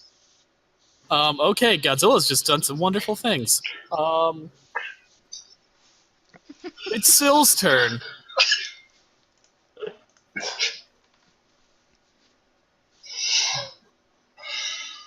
This is not Sill's day. It started out so good for her, and now it's just with the other shit. Oh, this is the best way you could have derailed this fight. I'm so happy. I'm so happy. We still have birthday, and we have no way of knowing what happened. This is It's fate. just- Fate. Yep. Okay. Once again, Godzilla, you have to make a will save. Okay, anyway, what's going on? Were you here when Talia did her transformation? I saw that initially, and then I was out about after that. She rolled her 20. She got a 20 for her transformation roll, and 20 happened to be Godzilla, or Pathfinder's ripoff of him anyway. And then everyone remembered they had disintegrate guns, so they've been using those, and suddenly the tide of battle has shifted quite severely. Godzilla's atomic breath has a staggering effect, but has really crippled Syl, at least for a couple of turns yet.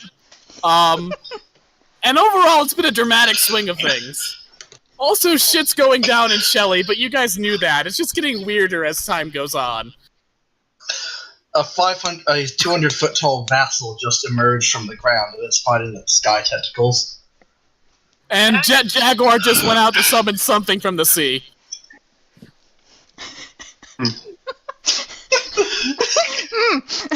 Okay. So half of 150 is 75. 75. You take 75 damage as Syl does one of the most harmful spells in her catalog, Harm, on you. And that 75 damage, that is not something that you can take down with damage resistance or anything. That is just, unless you got negative energy resistance, which I'm pretty sure Godzilla doesn't. It does. It does. Negative energy 30. So you take 45 damage. and that's all Syl can do, because she can't do any of her at-will attacks yet for another 3 rounds. Because they have limited use. So there we go. Just like that you go quiet for 2 seconds before you say something. Howard, it is your turn. And you have a disintegrate gun.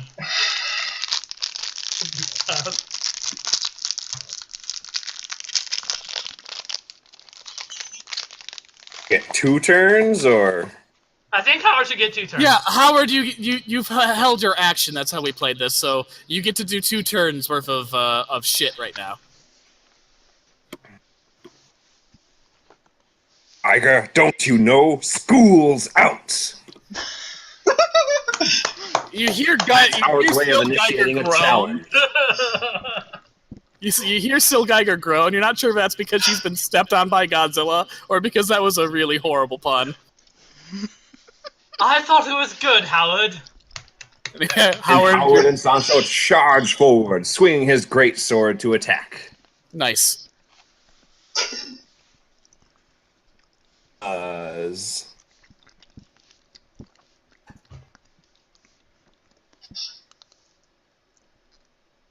She is currently flat-footed, so your attack will do some good. We'll probably be able to hit.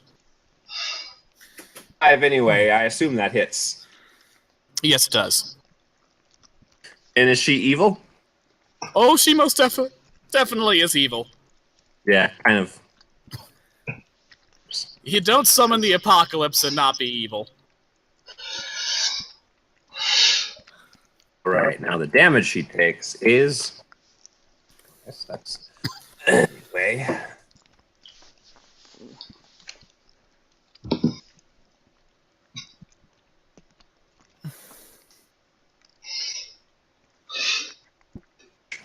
From Howard's first attack.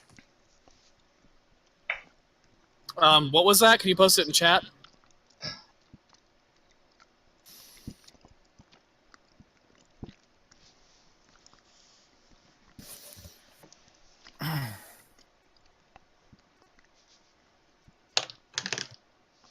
And next attack time does... Okay, just so you know, whenever you hit her with a physical, like a melee attack, she does squirt you with some of her pus, and you take 1d6 damage, which in this case, for that first attack, you take 1 point of damage.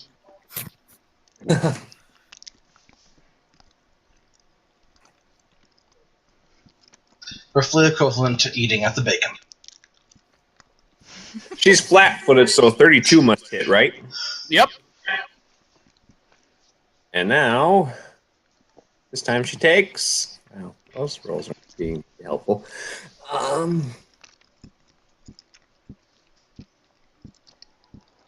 That bad.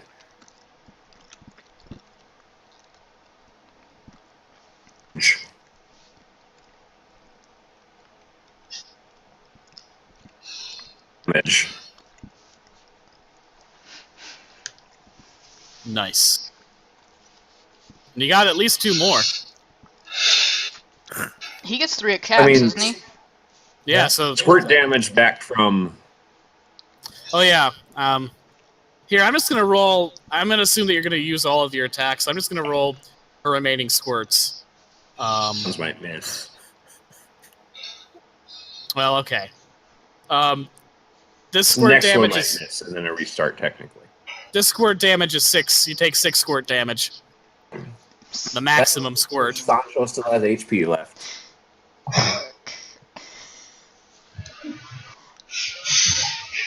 Next attack. Ding. Ooh, okay.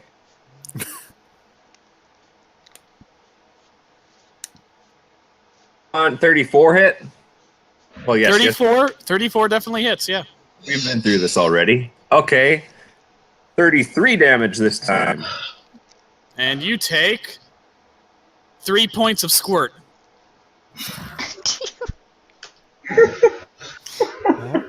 Okay, Sancho. Keep going. We can do this. And now, second round of actions. And now these are going to be a power attack. I'm just going to tell you up front. The AC you got to beat is 31. Oh, okay. I want to make sure I have on my notes what I'm getting for power attack correctly. Mm-hmm.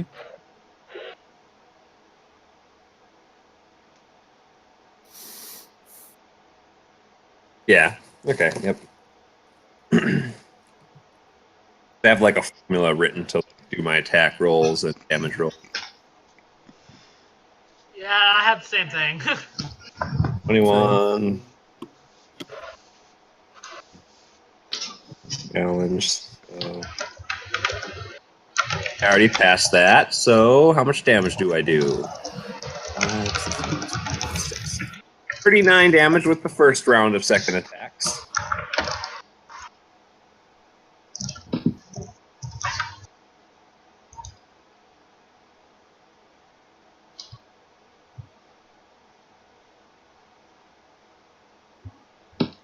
Nice. And you take 2 points of squirt damage. She is a sponge of HP. I will tell you this. You guys are in the last fifth. Damn. Well, that was 17 this time, so 17. Okay, yep, that hit. And it takes 20.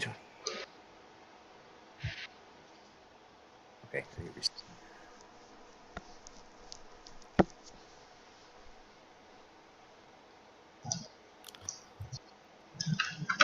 41 damage. Damn. You have 1 more attack left, right?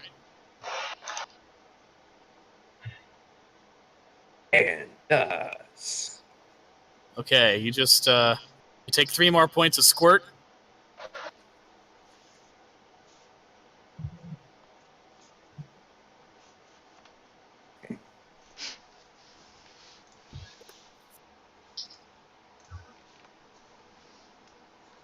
And our voices ring out, yeah. This last attack doesn't hit. Damn. Still, you slash her up fucking good, and between being stomped on by Godzilla and disintegrated, she is just a bleeding, pulped mass. It is now Virka's turn. Woohoo! Howard needs Okay. heals. What? Do we still need Sancho heals? needs heals. Howard. Sancho Sancho. does. Oh. But aw. You could probably hit. I kinda want to. Because I am going, or Virga is going to cast Holy Smite. Oh! And I don't have to roll for that to hit, right? I don't think so. No. As far as think the so word either. goes, I think pretty you just need sure to make not. I think you just need to make a save to make see if they're blinded or whatever. Oh yeah, I should probably give you the link for that too, huh? Let's see. You just copy paste it from this one. Copy. There you go.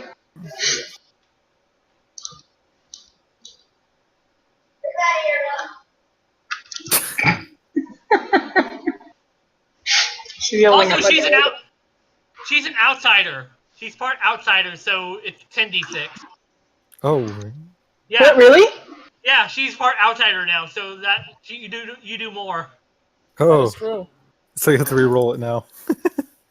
I have to Or- re-roll it, or I just have to roll? Add more rolls. Or okay. You know what? Or I'm T- actually or 10 gonna D6. save you the trouble since she has 12 HP left. Oh yes! Damn. What weapon do you carry, Virka? A crossbow? Okay, excellent. Well, that's crossbow what and a mace, but yeah, that's what you're channeling your holy smite into. You set your crossbow in place. You fire it. It streaks with a holy light. It hits Sil Geiger right in the heart. In the heart of her, not just the body that she's in, the pulped mass of H.R. Giger biomechanical flesh that she's wearing as a suit. And she says, "No, this was supposed to be my ascension. It can't end like this. No!" And then she bursts and explodes in a blaze of brilliant, beautiful light that creates just a pillar of glorious light that lights up the entire night as if it were day. And you all watch for a moment as the sky lights up. All the portals open to the tentacles start shrinking around them. You see that there's a giant robot fighting some of the tentacles back, and also a second Godzilla, which came from somewhere, that has risen out of the sea and is blasting the tentacles with nuclear flame, as well as several students and Daleks shooting at them with disintegrate. And slowly the tentacles recede, and when the light finally peters out, all that remains of what was once Sil Geiger is a charred husk. Inside your head, you hear Boone say, "Holy fucking shit!"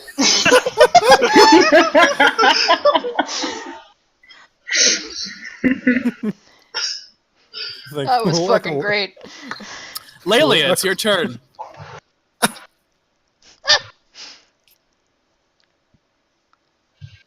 Okay.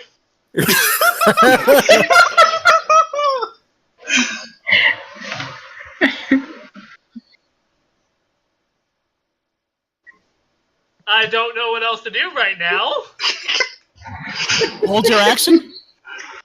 Sure. Tig, it's your turn. Holy fucking shit. He's gonna pilot Mig to the ground and land, next to the people who got scorched while he's relatively untouched, and just sit there going, holy shit. Nice. Ari, it's your turn. Healing potions don't work on Buddy, right? No, he needs No. negative energy. I have, like, cookies from Cookie. Can I give him a cookie? Yeah, that'll work. Okay. Cookies from Gookie heal anything. I give him some They cookies. And Buddy heals right up. It's Buddy's turn. Buddy just sort of sits content and noms on his cookie. It's Ayara's turn. Ayara, you're right outside the room with all your friends. Ayara's gonna slowly kind of cock her head, not sure what the fuck just happened. And then kind of start shaking. shaking her head a couple of times, and still kind of starts stalking towards. Not really making. Not exactly like being stealthy or anything. Like several times she ends up stepping on a lot of stuff like glass bits of metal, basically just making kind of a racket as she keeps moving down. Okay, so Ayara enters the room making a loud racket. Tazra, it's your turn. Distribute healing hexes to whoever needs it, I guess. Nice. Talia, it's your turn. I do this. For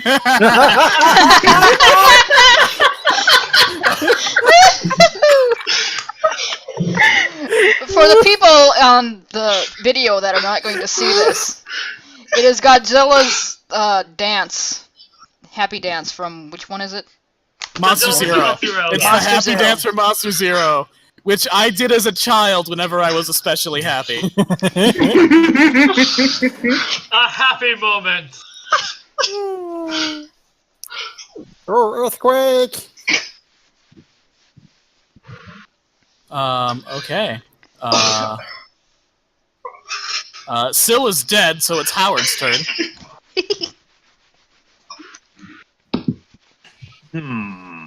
So is AR in the room with us? Yes, AR is in the room with you guys, and it's made a lot of noise while she came in, and is also telekinetically holding several explosives, and also an Allosaurus.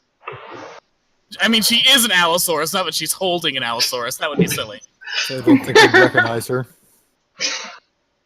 So I guess you see an Allosaurus and several explosives being telekinetically lifted around the Allosaurus. To be fair, I think we can probably recognize her, because... Don't know. There's plenty of weird students on this campus. I mean, it looks like her Allosaurus form. Could theoretically be another person transformed into a very similar Allosaurus. I'm not sure how good you guys are distinguishing between different Allosauruses. We are dinosaur races, confirmed. They're at wounds heal. Well, I mean, Taspers and Verka are reptiles, so they should know the difference between other scaly things. How much does cure moderate wounds heal? Me look up that spell. I don't know. Has he seen AR's Allosaurus form? I have. Oh, you have, yeah. No, we have. She transformed into it. It does 2d8 points of damage plus caster level, and since I always like max heal spells, that would be 16. And none, since you're not a caster, you don't do caster level spells. So she turned into it during the Lost World. Right, so none of the new people would know. Plus 60 HP, so Howard's going to let Sancho take a drink of that. Nice. Verka? Use that. How badly is everybody hurting right now? I'm not. Yeah, they're... I'm fine. 100% HP all around. You say after I give my horse potion. Yeah. I don't know. I think she's gonna stay in the air though because that's a giant lizard that she doesn't know. Well, hey, your crazy buddy's back. That's crazy buddy. What? Yeah, you know, the one who blew up that guy's head? How do you know that? Well, I'm looking at her. But that's not her. That's a giant lizard dinosaur. Well, okay, yeah, that's the physical form she's taking, but it's still her. How do you know these things? Well, I can see on levels I guess you can. Oh, I guess so. Okay. Oh, that's a lot of explosives she's carrying. It Isn't she is. part fire elemental? Isn't that dangerous? Yeah, it is. I'm not sure what to do about that. Let's just see how it plays out.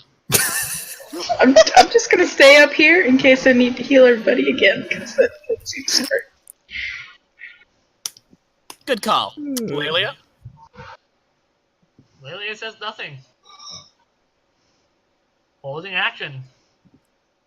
Tig? Oh, Tig's on the ground with Layla. He's looking over and going, okay, what the fuck is that? He's gonna pilot Mig up in the air a little. Once just taking defensive stance over the party, making sure the Mig Fang is trained. Ari?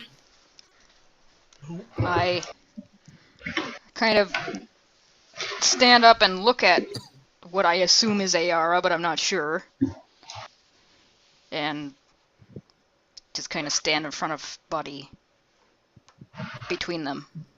Buddy, meanwhile, is doing the Godzilla dance in imitation of Tolerance. You realize now this must be drawn. It's the Godzilla Jason Voorhees crossover I've wanted for years. I've wanted, but never know I wanted. I think TT knew he wanted it. Ever since think he Robot did. Chicken joked about it, I was like, I really want that. Oh, he Especially did. since one of the Friday the 13th movies, I think it's part 3, actually has a person reading Fangoria, and conspicuously on the page when they're about to get killed by Jason, they're reading an article about 25 years of Godzilla. Or 30 years of Godzilla, something like that, and I was like, oh, Godzilla's in this movie! Fangoria's still around. No, it's dead. Sad. Aw. Ayara, it's your turn. After kind of seeing it, no one's kind of reacting. She kind of all of the explosives, and then everyone sort of throws them behind her. Or basically, she's going like you know how like in Power Rangers, like when the opponent explodes behind them, and then they do a pose. Yeah.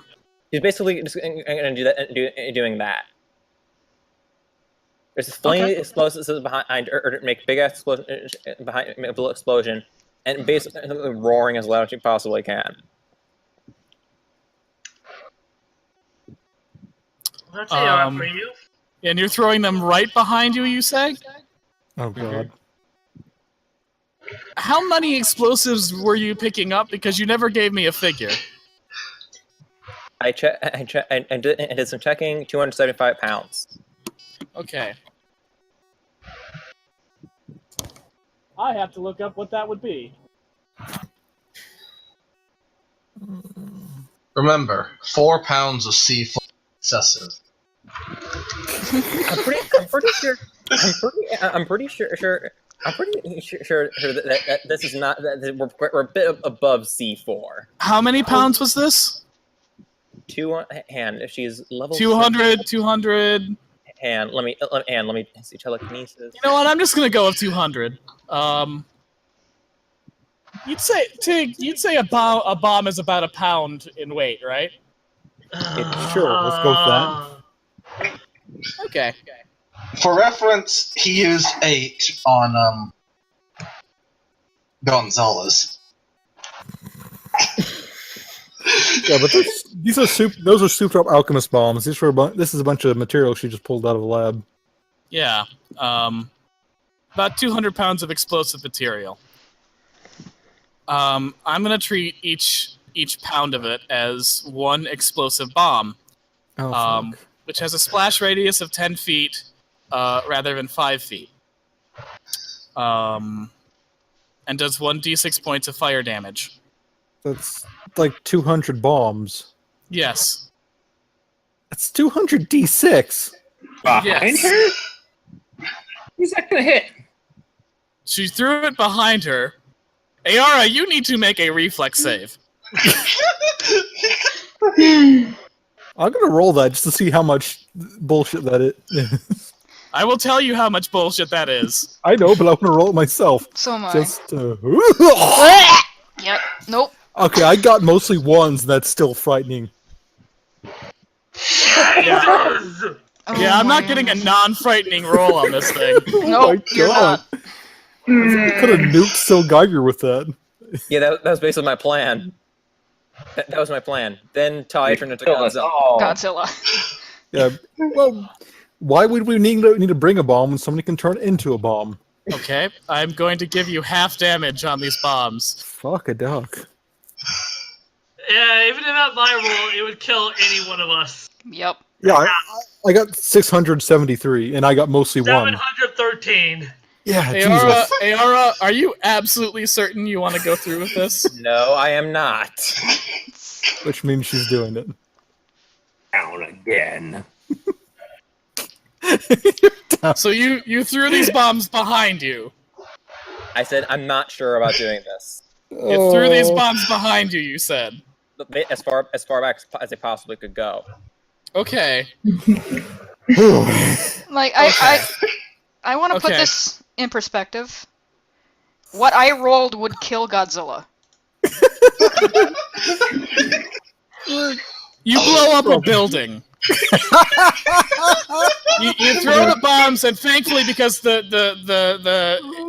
institution here has basically been demolished, they go pretty far. They hit the arcade. They hit one of the dorms and just blow it straight to hell, and everyone inside. God bloody damn it.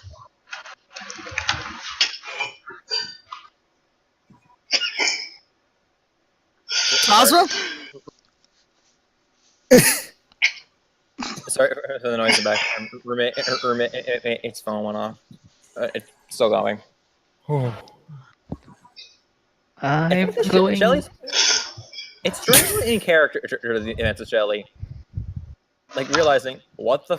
Oh god, that was a lot worse than I thought it would be. It seems to basically be Several dozen college students. Just murdered. Yeah? I figured it. Question. Don't assume anything. Didn't she like explicitly say that like pretty much all most students were running around screaming, "This better get a fucking A!" as Only the goth kids. So, some of the necromancers were screaming that. Yes. Tazra, it's your turn. It's not all students went to help. Some would probably hide. Tazra, it's your turn. I'm trying to be an optimist, okay? I am being an optimist. I said some, not all. That's right.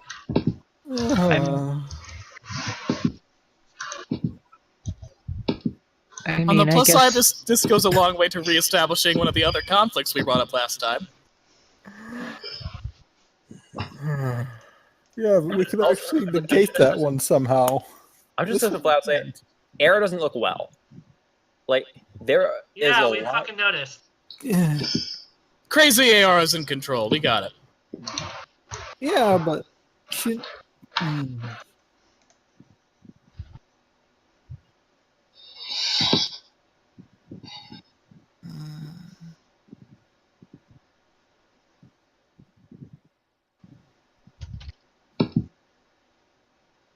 Towser, you gonna do anything? I am typing because everyone keeps interrupting me. That's sorry. Yeah, way to go, Will. We're kind of just shell-shocked by what the fuck just happened. Sorry.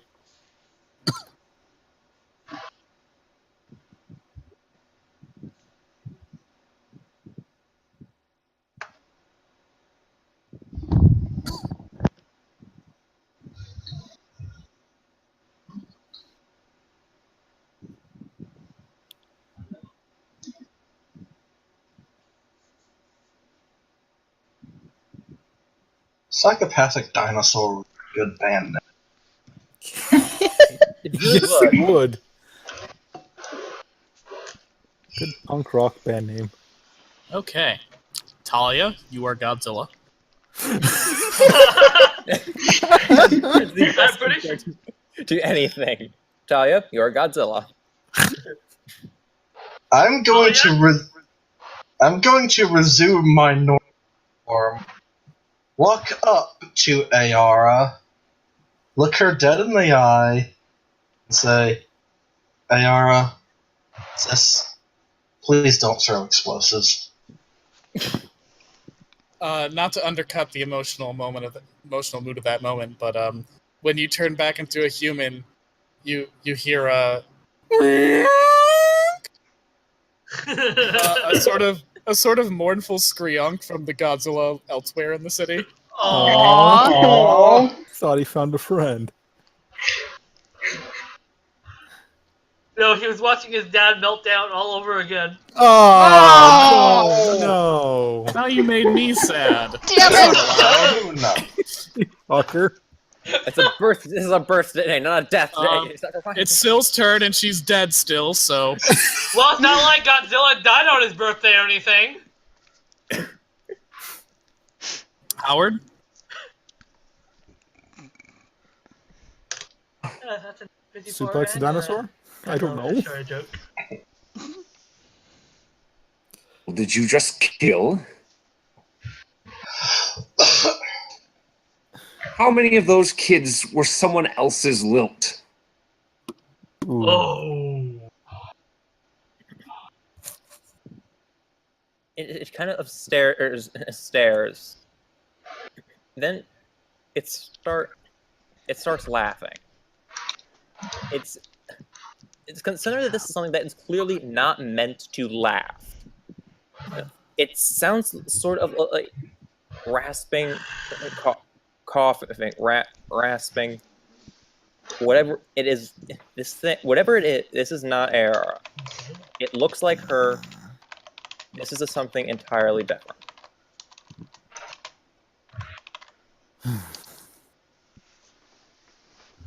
Bird draws out his sword. Aera, I'll give you a chance to stand down. Two. It's about then the air. I have to take this sword against you. It's about then the air opens up her mouth and speaks. Aera isn't here.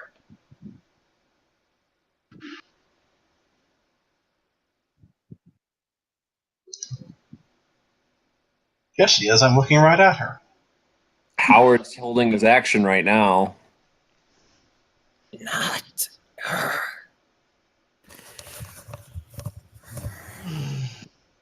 Oh, that's good. It's just another Allosaurus that blew up those children.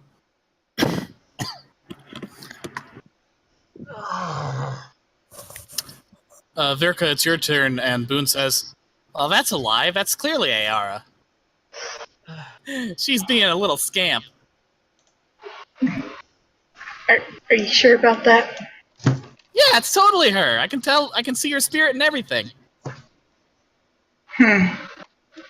Okay. I'll trust you on that. Do we think she's gonna be any sort of dangerous right now? Well, she just blew up an entire building, and there were some people in it, so yeah, I think she's definitely dangerous. Oh, that's true. Okay. Virka is actually going to cast this since it doesn't fucking do damage. It is Chains of Light. I think basically it just holds her in place, like she can't do shit.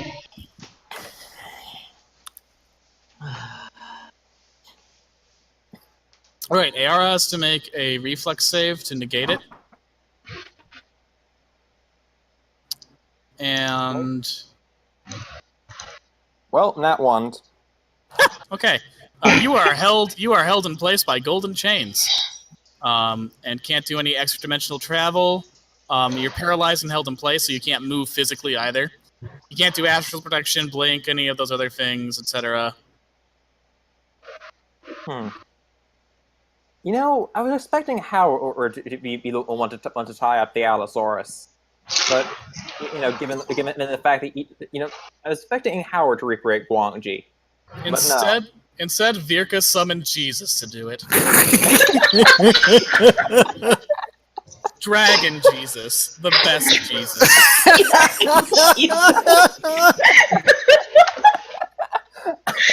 Dragon Jesus, the best Jesus. So was Dragon Jesus like nailed to a mountain by a bunch of dragon hunters? Oh. Yippee-ki-yay! My holy child. Layla, it's your turn.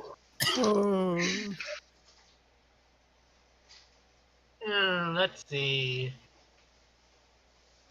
Even for Lelia, that shit was way too far. I mean, Lelia will kill a couple of kids, but a whole building's worth?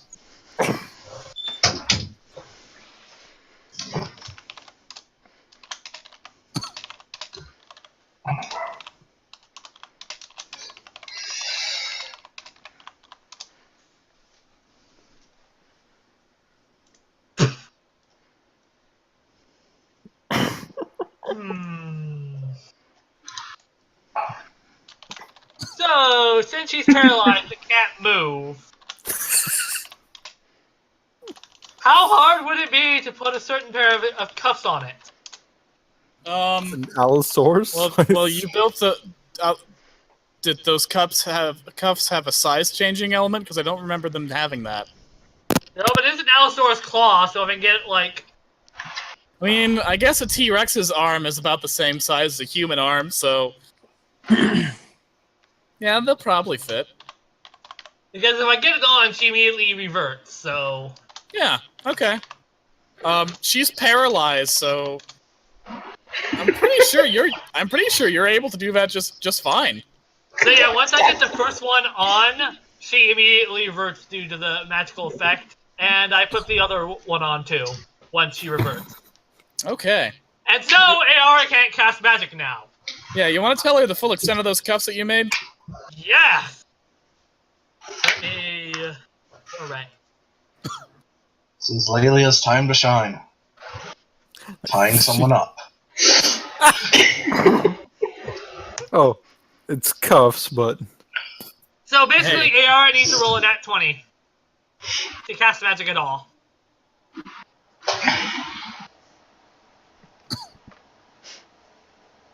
It's, yeah. Era's immediate. The thing that looks like an error is going to keep trying to pull and tug at the cuffs. Clearly fucking pissed, but not really able to do anything. Well, you would if you weren't still paralyzed by the god chains. Or at least the best you can. I mean, I think you can probably like move your eyeball a bit. Paralyzed is pretty hardcore. She's just staring at us menacingly. That's not menacing. That's fear. She hasn't seen menacing yet. Tig, tig, tig. Tig, tig, tig. Yeah. Tig, it's your turn. Tig, it's your turn.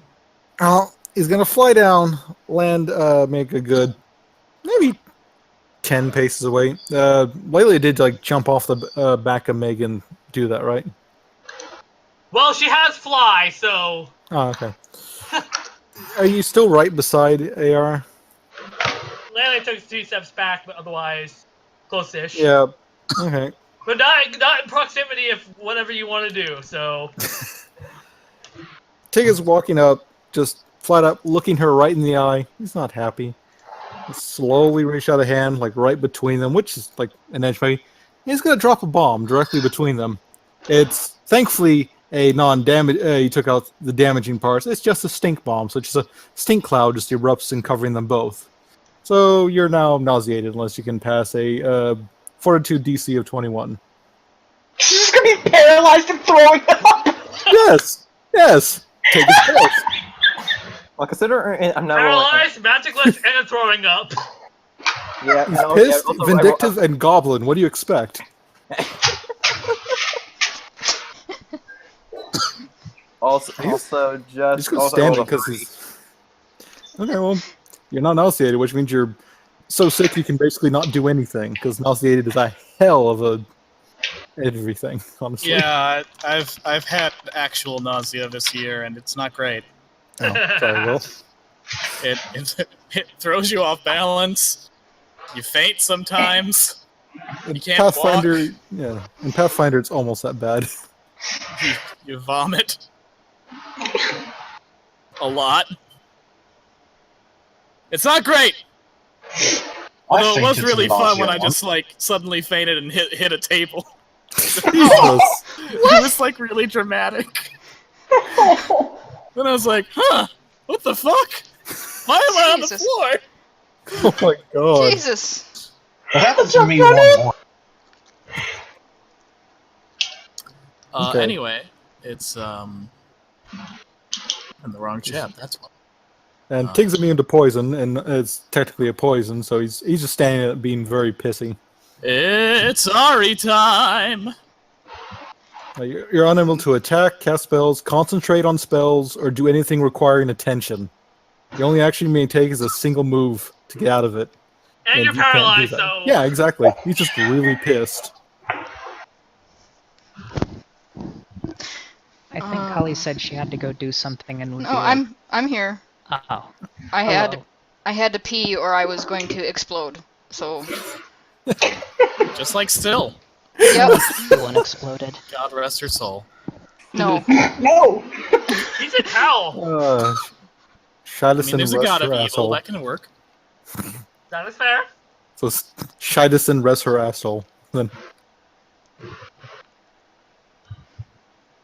Meanwhile, Still pops into hell and sees Barney. Barney's like, so what you're in for? Godzilla. And then she's like, at least they didn't piss on my ashes. And he's like, oh. The wound is still fresh.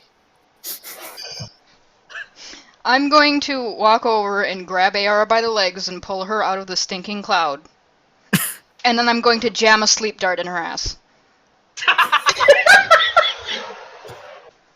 Okay.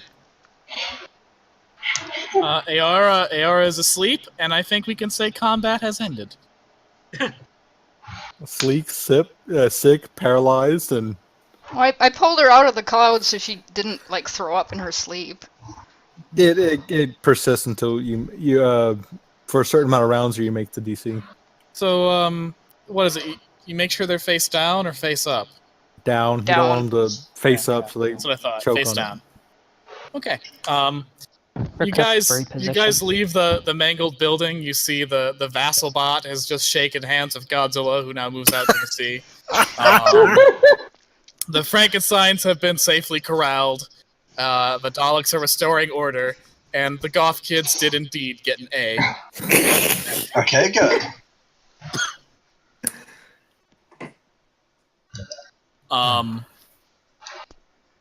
A knight on a black horse, clad in red and black armor with a red cape, trots up to you and says,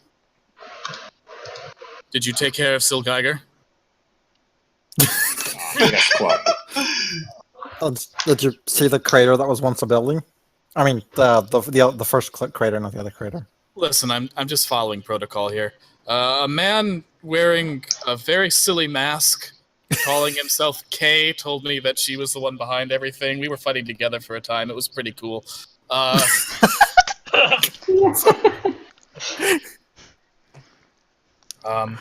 Listen, I have a lot of disaster relief to do here. Why don't you all take the night off? I would like to talk to you tomorrow in the morning. If that would be all right. Yes, Clark. Of course. Is he fine? Lelia asked. Wait, Clark? This is Clark? Oh, yes, then he takes off his helmet. Sorry, I didn't introduce myself to the rest of you. You may know me abroad as the third Talon of the Red Talon. Ah. Yes, we've met your associate. Never heard of you. Yes, they are the ones who told me to anticipate you when you were heading to Shelley. Did your friend come home crying?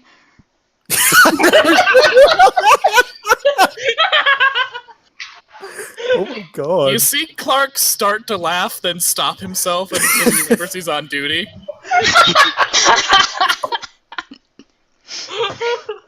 I take it you're the rogue who chewed him out.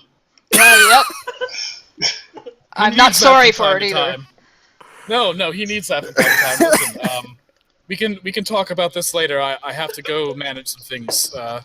We have a lot of disaster relief that we have to get out really quickly right now. Make sure all the portals are sealed and all that. Please, get some rest. You've done good work tonight. Is the individual... We do have some things we need to discuss before you leave town. Of course. Would you happen to have a cell we could borrow? Of course. He takes out a scroll of runestone and rubs it, and several Daleks come. These people need a prisoner transported to one of our cells. He looks at Ayara. So she finally went rogue on you, huh? Something's up with her. I don't think this is normal. Finally, sir, even you guys notice something's wrong? We'll put her in our highest security anti-magic cell. She should be secure in there. I want to be able to talk to her. Of course. The Daleks take AR away, and you all can rest in your dorms. If you want, we can play some Fallout of what's just happened, or we can cut to the next day and. There is actually something I would like to try with Ayara. I feel like I've been saving this. Sort of. Okay. I'd like to see the Fallout, personally, since... Yeah, we kind of have to deal with that character. Honestly, I have zero problem with waiting on this. I've waited to do this for a while. I can wait a little bit more. Well, I think it would be in character for Talia to be concerned about her friend who has gone completely insane. Well, your friend's gonna be unconscious for a while, so talking to Ayara for a bit is going to, that's gonna be a next day thing. If you guys want to handle as the group of you that you are, what just happened, do some role playing stuff. We can make room for that. Otherwise, we can cut to the next day and talk with Clark and do some denouements with Shelley, including figuring out what we do with Ayara's current situation right now. I say roleplay. Yep. I'd like to see what we've got. Okay. You guys get back to your dorm, which thankfully was not the one that was blown up. Bogrill's safe. Bogrol is safe. So are all Buddy's Sousapods. Oh, good. Oh, wow. Sorry. Hooray. Taliazilla. That's awesome. I love it. Yes. Also, well, we know this storm will be getting safe only because you will railroad those Sousapods as far as you need to go. So we know that building will remain safe no matter what.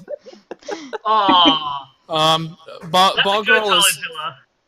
Bogrol is currently with his boyfriend, and there is there's a scrunchie on the door, so Talia probably shouldn't come in. All part of his evil plan.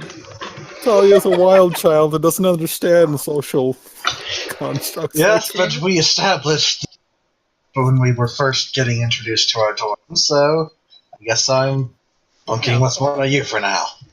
Like normal. Well, Ayara won't be using her bed tonight, so... Yeah. Or you can come into my dorm and play with Buddy and the Sousapods.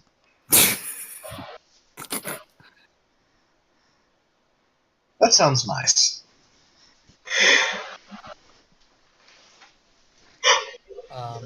Yeah. So play away, guys. So what all happened? Like, can we do disaster relief, or... Clark and the other procurers and the Daleks are all doing disaster relief right now. If you want to check on other people in the town, that's for tomorrow. That's for the day after. This is just like, if you guys want to take a moment as the party to discuss... the day after tomorrow. I think Lelia needs to validate something first, because he was trying to ask Clark, how was that masked man? Oh, yeah. Okay. Kay swings by later in the night to show Lelia that he is more of an okay. I am not role-playing that with you. Thank you. Oh my! Thank you! Then Lelia gets to use her other special set of manacles. Oh my god.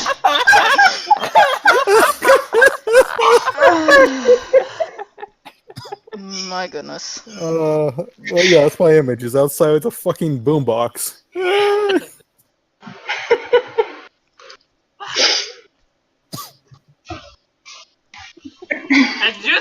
it's gonna be Rick Astley. Just Of so course. you know, I never got to use it because Godzilla suddenly became a pressing concern. But Sil Geiger had an attack that is Slay Demon. So if Kay had come with you, he wouldn't necessarily have been the greatest help. Because it works against tieflings. Ooh. I don't know. Okay. Well, Lily did good then.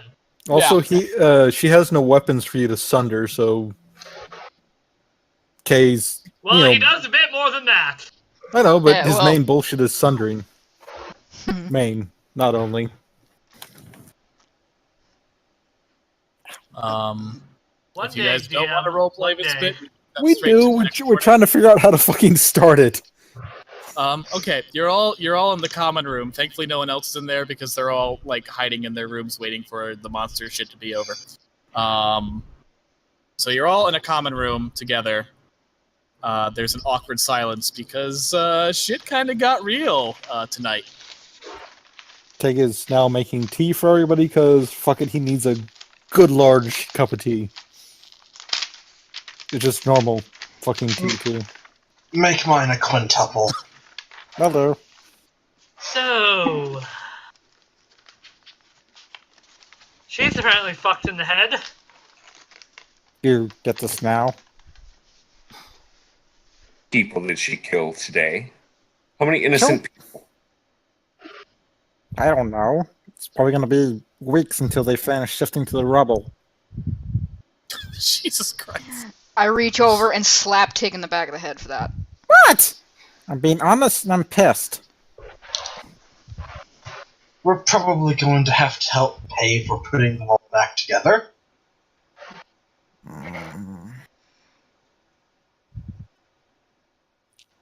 Which Well, we can, I mean- which they can do, right? I mean, it's probably going to get Sometimes. lumped over the rest of the with the rest of the disaster damage. So maybe they got a fund for that. Oh, resurrection is not exactly an exact science or even exact magic or exact fucking religious thing. Oh Sometimes it God, happens. we need to stop that crazy guy with the injections from getting at the bodies. To be fair, we Resurrect don't your know way that out they of got all these anything. problems. No, but he's not going to help anything either. What was that, Howard? You can't just resurrect your way out of all these problems. Ayara blew up a man's head earlier today. No matter what you think you might have done, that man is gone. Oh, And she I agree just with- killed are gone. I agree with Howard. This is an issue we need to deal with sooner rather than later. You are right. I am Well- not quite sure what we're going to do about it, but gotta do something. whoa, what do we do? She's acting weirder than normal. If there's something quote unquote abnormal wrong with her, the fuck do we do from there? If we had some way to get into her psyche and... I might have a way to do that. We're listening. I've been practicing with some of my new forms. One of them I recently got. It can do weird things to people when they're sleeping. Details? I think it's some kind of hag. It can talk directly to. I guess it can walk into people's dreams, basically. I don't know much about this sort of thing, but whatever this thing is, it's in her head. I want to try and get at it. We So don't it has know. something in her... We don't know if it's in her head, if it's her, or whatever. Gotta face the possibility that it is just her. It is just her. Her. So we either need to find Use her the source of the behavior. problem or pull That's the all they plug. are. Excuses. Thought of another person beyond their power to herself. upset that she lost Lilt. She was upset that Lilt left her.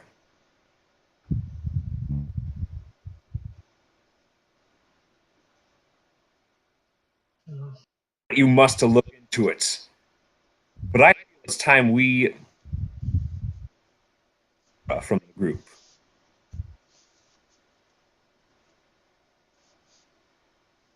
Well, that you cut out there, but I think I got the gist. We deal with her as a group, I think is what you said. I believe it's time we cut Ayara out of the group.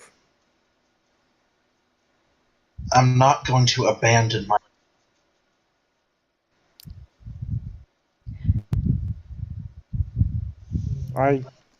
If Kind there's a of. chance that we can uncover an issue inside of her head, as Talia is suggesting, I think it might be worth trying, but we also need to consider that her mind might be so diseased that whatever it is that's wrong with her could spread if we try to connect.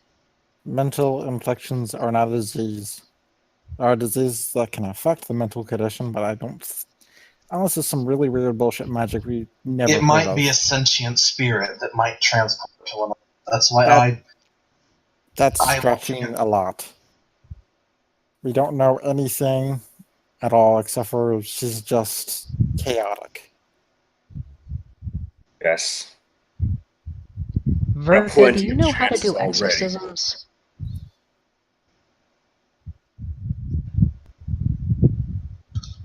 You must over tonight, tomorrow, or whatever.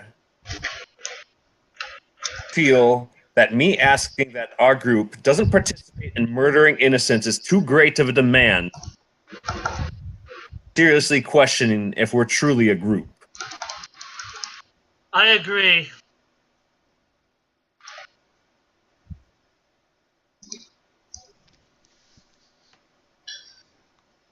I'm not disagreeing. What she did was forgivable.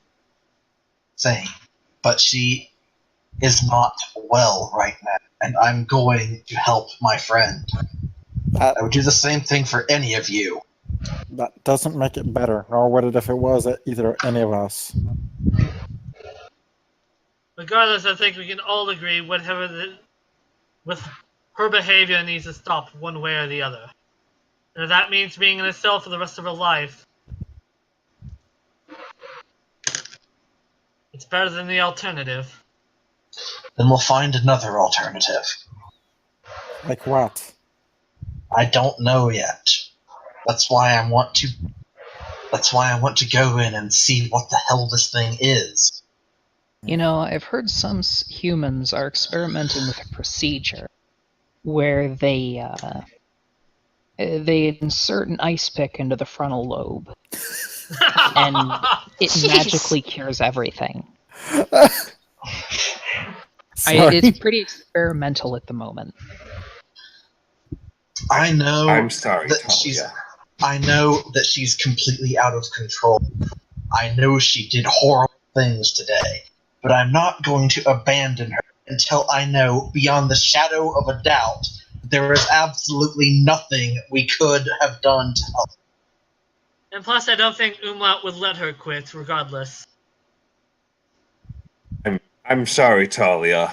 I want to believe that there's some reason behind all of this, but put her down her path that she's taken, they happened so long ago that everything she's done while walking that path, and it doesn't make up for that. It never will.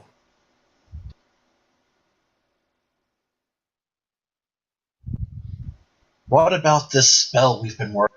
What if this thing in her voice is whatever that is, one of those forces that this spell is supposed to negate? What do you mean?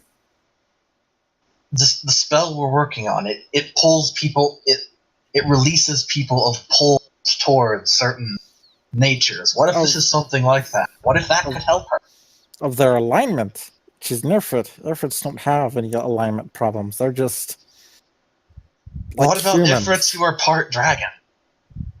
Whatever she is at this Dragons point. never had any problem with their alignment either. Dragons were just dragons. They technically did, actually. Something out of character. In this world, no, they didn't really. How many potions do we have? If it doesn't work, then it just doesn't work. It's worth a try. You have plenty, but yeah, You don't really lose much of anything by giving it a shot, no, and it'll no, I give don't. Tom at least some closure. No, use You whatever may be resource. right. This may just be her. This may just be her breaking as a person, but maybe there is nothing we can do except leave her in the cell. But I am not going to do that until I know completely, 100% certain that there is nothing I could have done. No, I understand that, and even if the outcome is she never gets out of that cell, we don't flat out leave forever. We still gotta have to check up on her. I'm not saying that as somebody who thinks we should out of obligation as a friend.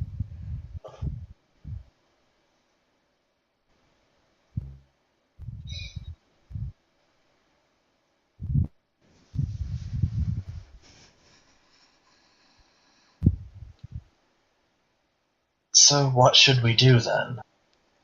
I want to try this dream thing, but is there anything else? Well, we all been reading that Dream Warrior book.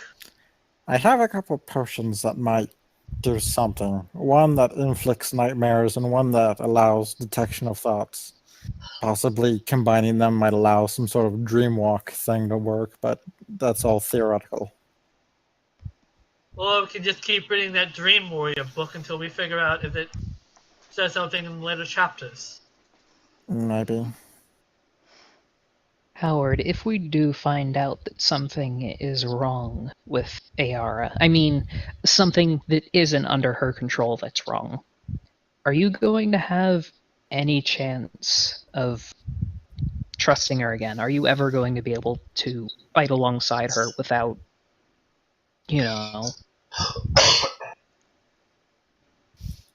because this has hit you harder than anyone, and guess I just gotta know where you stand on this. If we're not all in agreement, A it'll just possibility lead that you're to going to trouble. find. Oh.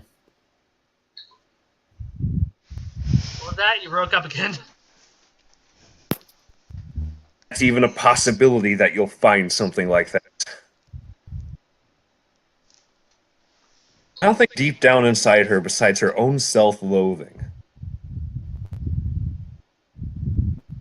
It's a definite possibility. But Believe in if so long. Which all she's ever done is disappoint. How have I stopped playing the fool?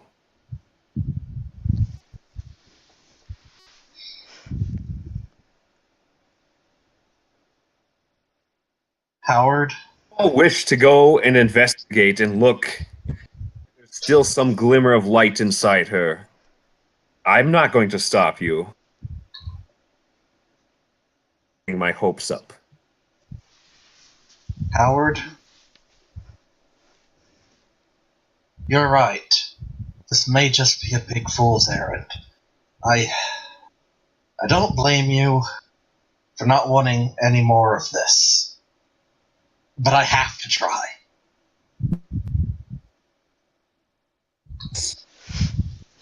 I understand, Talia. Hold on. Nephels lent us the book. So maybe she would have something That's in not a mind how bad to do it? idea. And besides, she's a tiefling. She's a former succubus. I think she would know all about this kind of stuff. Oh, that's a good point.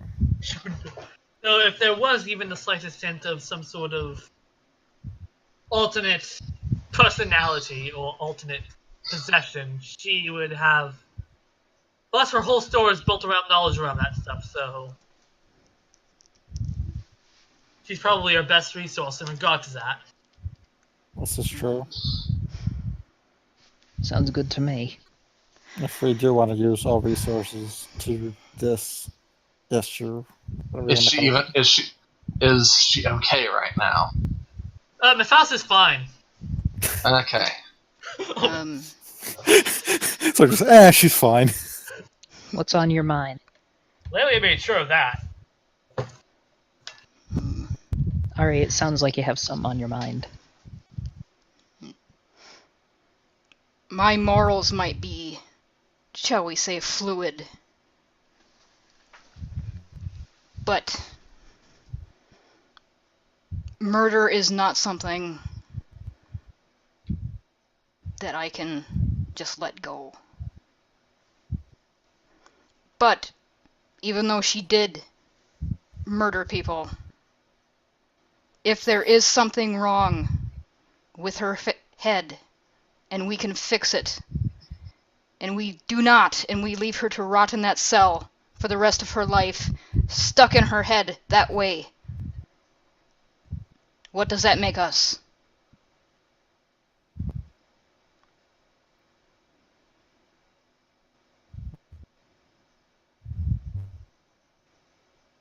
I don't honestly know what that makes us, but I do see your point.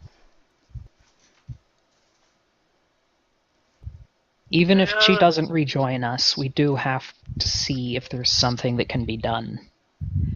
Besides, if Gotchmore herself was willing to try and urge Lelia onto a brighter path, maybe there's still some good left that can be done with her.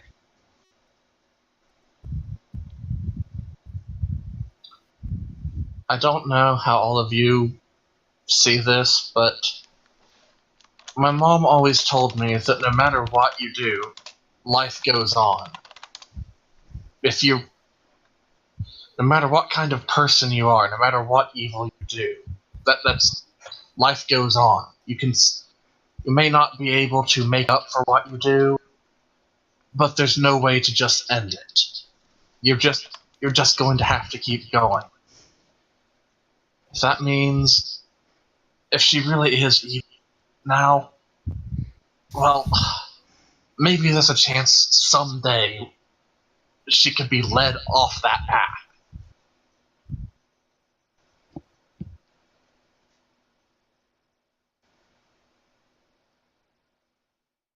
Well, whatever we do, I think it's going to have to be voluntary. The only people who are going to be part of this experience, let's say, are the ones who want to be. We're not going to force anyone, because at this point I really understand anyone not wanting to be involved in this. Hell, I'm not even that certain I want to be involved in this, but I may not trust AR at the moment, but I'm willing to trust Talia.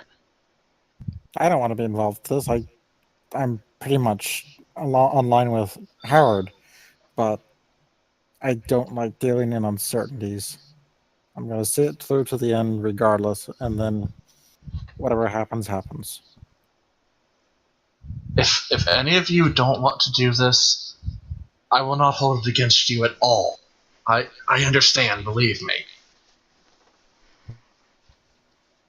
AR hates me, so I don't know how well she'd take to me being there. That could be useful. You could be bait.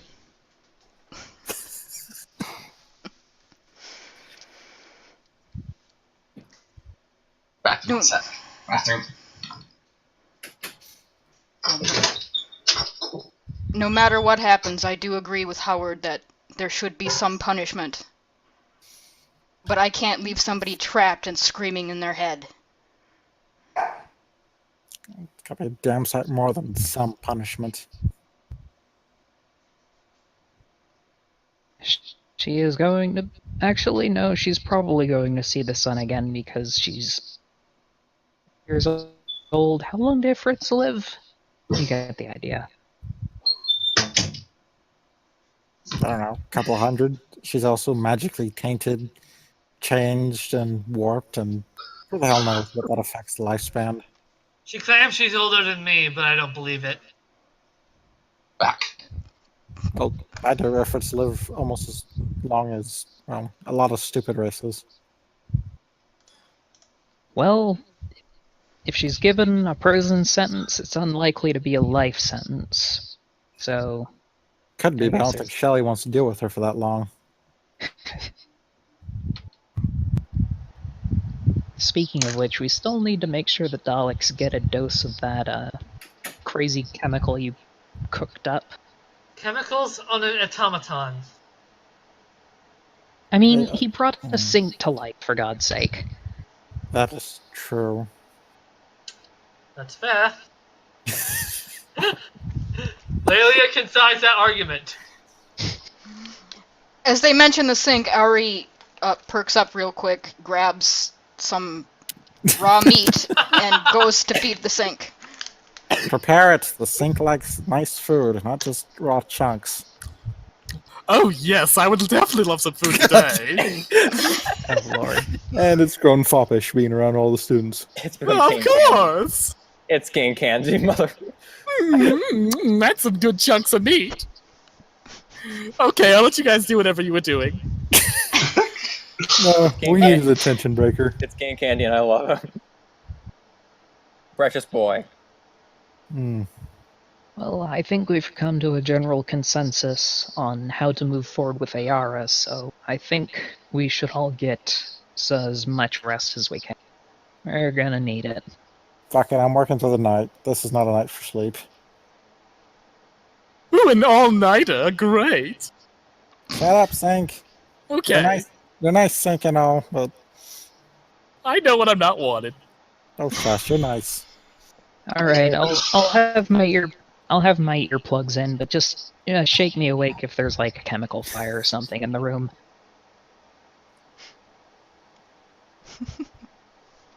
No more fires today.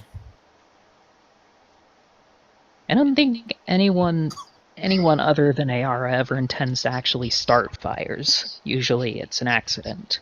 Usually. I didn't burn down that gym. Ari looks away into the distance, shiftily. Lelia is whistling. Hilariously, Ari has started more fires than Tig and Aora combined. Lelia is Christ. whistling. She may or may not have set a few fires to an entire city-state. Yeah, we're aware. As I've said before, you're all horrible, horrible people. Fire, a D&D player's best friend. And worst enemy. It's all going to hell. Light on fire! Oh god, the fire. You're practically sprinting there. I have yet to be part of a single D&D campaign that did not commit arson at some point. But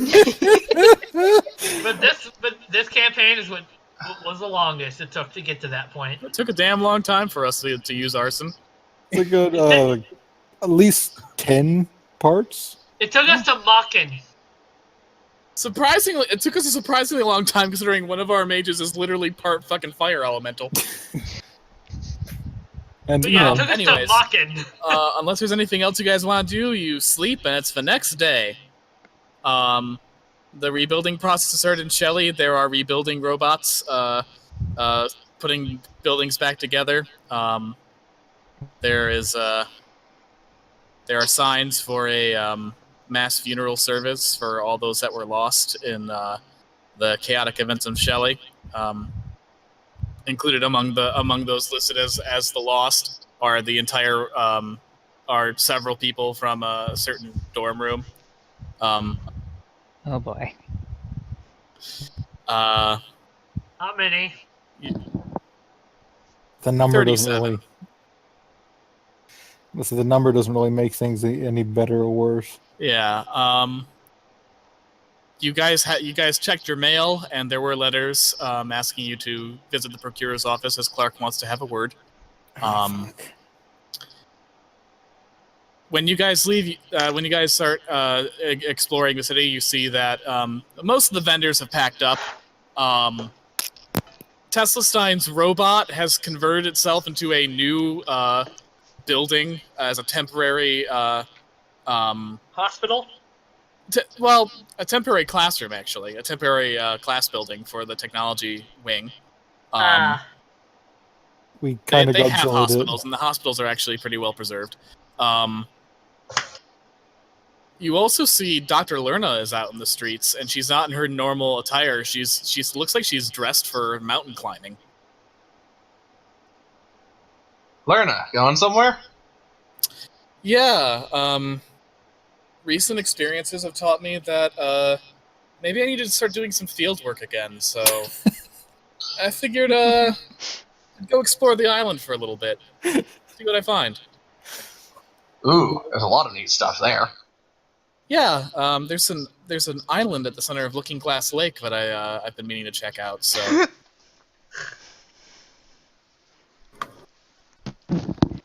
there might even be some lizard folk on it. Hope you can speak Draconic. Bring some stuff that's useful against the undead, because this island is crawling with all sorts of unpleasant ghouls. Oh, I'm bringing something very good against the undead, actually. You see Dr. Promelian appears, also in mountain climbing gear. Which is adorable, because he's a weird alien man. Yeah. Well, to be fair, he's not quite a brain in a jar yet. Yes. And so those two go off in search of kaiju. Which brings Lerna's arc in this town to a very nice conclusion. Yeah.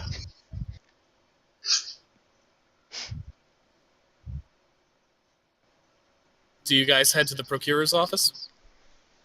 Yeah. Might as well. Yeah. Mm-hmm. The Procurer's office is mostly empty. You see Clark is there. He's still in his red Talon garb. Helmet is off. He says, I was expecting you. Please, I've got a room all set up for us to talk. And he takes you to... What? We lost someone. Yeah. Verka. Oh. Newts. Newts. Internet may be flaky. Do you want to go Possible. on? I've been having some outages. I say we go on and we can bring her up to speed. Yeah. Worker's usually quiet. We'll just say that Boone was talking to her. Okay. And Oh, wait, there she is. Hold up. She just came back online again. Yep.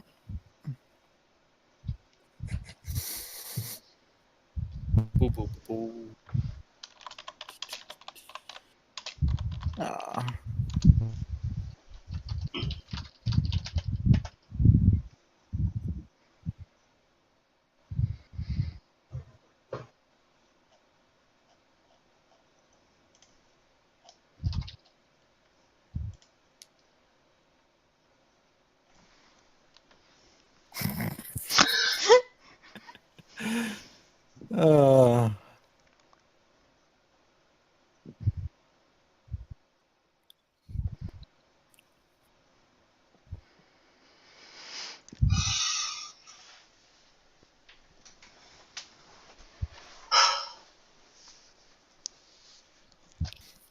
Since she's not rejoining, I'm assuming she's on her phone. Alright, just assume Verker goes quietly. Alright, let's go.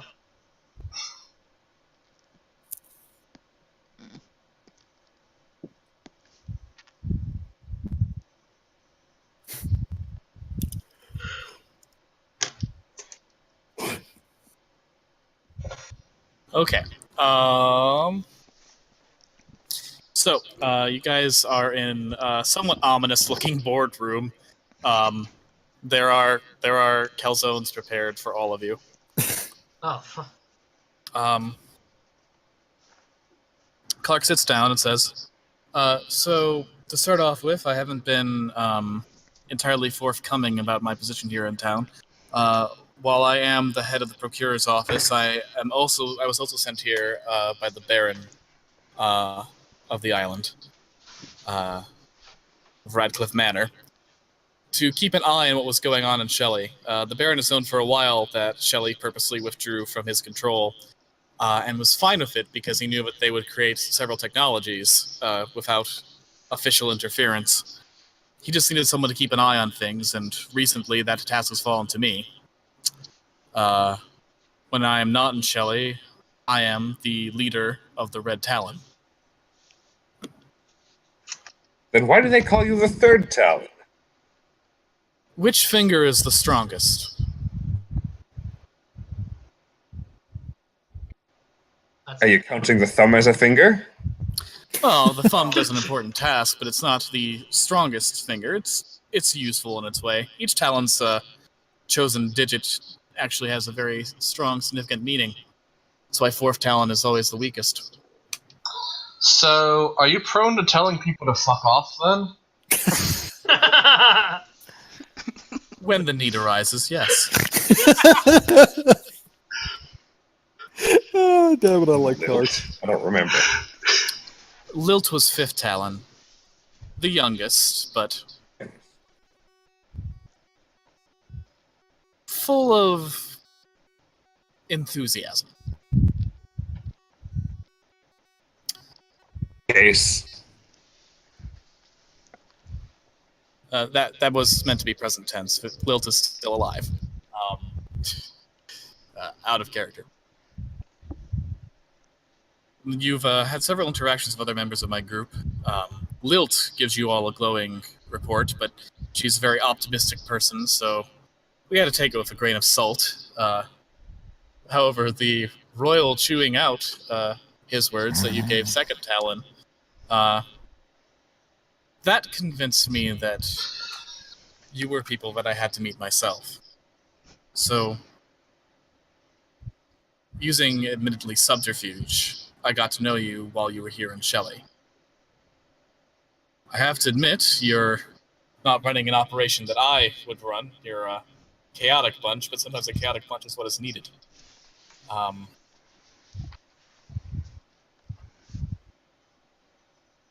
This is an organization that just sort of happened.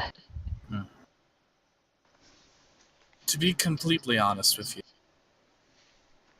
I have my doubts about the man that I was forced to swear fealty to as part of this organization. All of us have our doubts. You're talking about the Baron? Yes. I don't think he's completely well. I don't think he's been completely honest with me about what he's been doing on the island. Considering one of our teammates was attacked by a pit fiend demon when she even near the castle. As members of the Red Talon, we swore to protect this island. All of us. For most of us, it's because it's our home. We made those oaths before we knew exactly who this man was, who technically runs and owns this island. We can't openly question him. We can't openly investigate him. That's where we come in? Yes, you can. You can figure out what's going on here. We would all pay heavy penalties to break our oaths. But if we had proof that sadly we ourselves cannot get, if we had proof that he was a man who was worth breaking those oaths over, then the Red Talon would happily accept the punishment that is required to be by your side. What is the punishment?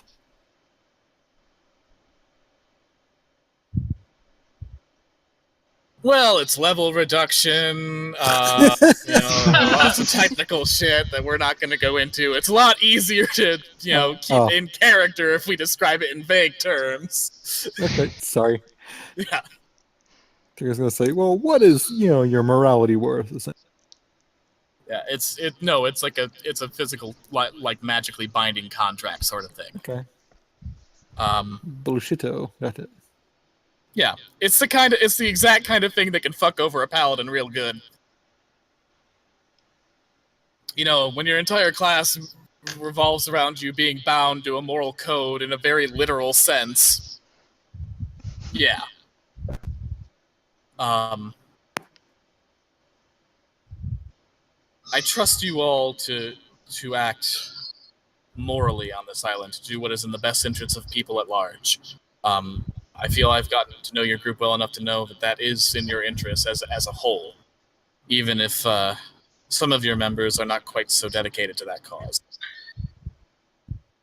Yes, true. At the very least, I trust you all to behave in the best interest of the world since you all live in it. Yeah, I met some people We're who. gonna do our best to make sure it doesn't, get consumed by a giant fiery star hurtling out of the sky. I can't promise you my group's help in what you are doing, but I can promise you we will not stand in your way, unless you force us to. And if you can prove to us that we need to switch to your side, if you can prove that my doubts about my master are valid, then we will rally to your cause.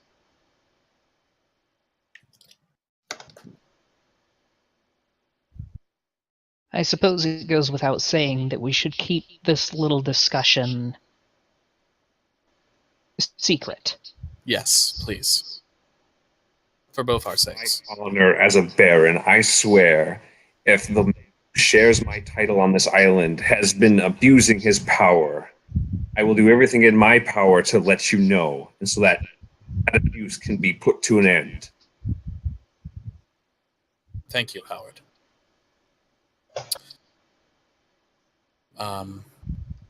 You should know about the current affairs of Shelley.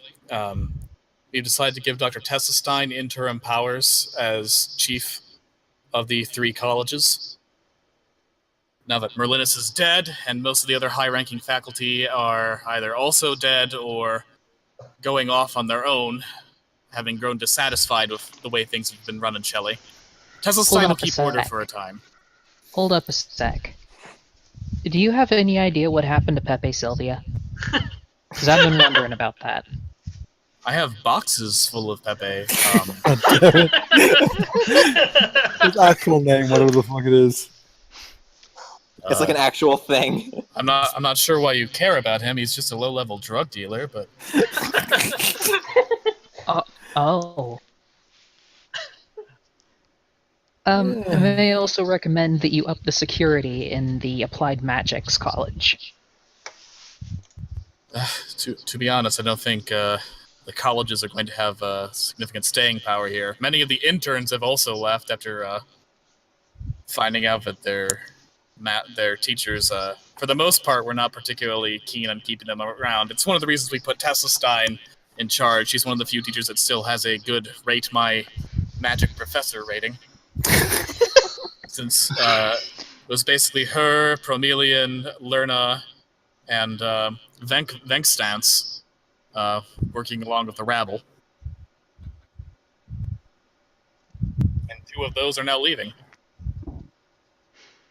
Venkstance, by the way, was the Charlie Day professor. Yeah. Remember? We need to pay him a visit at some point, too. That's what I was trying to ask. I couldn't remember what name you gave him.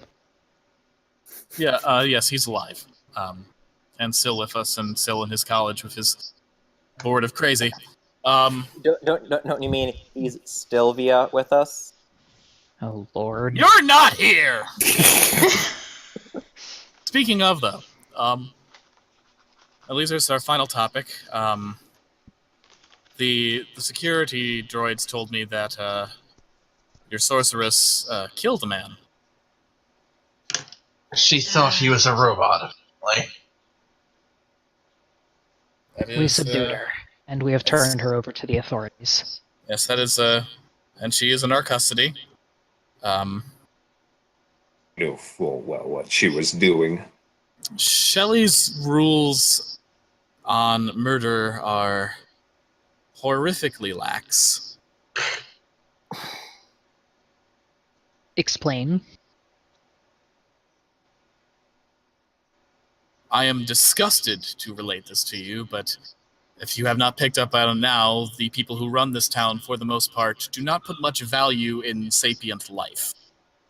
No, I suppose that makes sense. Come up a couple of times. Raves, you're roboting hard. Fuck. Teg has been replaced by Tig tears off his face, revealing the Teganator. I'll be back. That said, our rules on prisoner treatment are also horrifically lax. The security droids do not partake in cruelty. The prisoners are well taken care of, but I could easily see to it that her sentence is indefinite if you want her to remain here. Alternatively, she can be released into your care. She I think needs it's to be best you contained hold her for. for now. She needs to be contained for now, but we're going to find a way to help. We're exploring this. I wish you the best in that effort. It is much appreciated. There are some diseases of the mind that cannot be helped. Oddly enough, it's the ones that come from a foreign entity that are the easiest to deal with. It's just inherent into who Ayara is. There may be nothing you can do for her.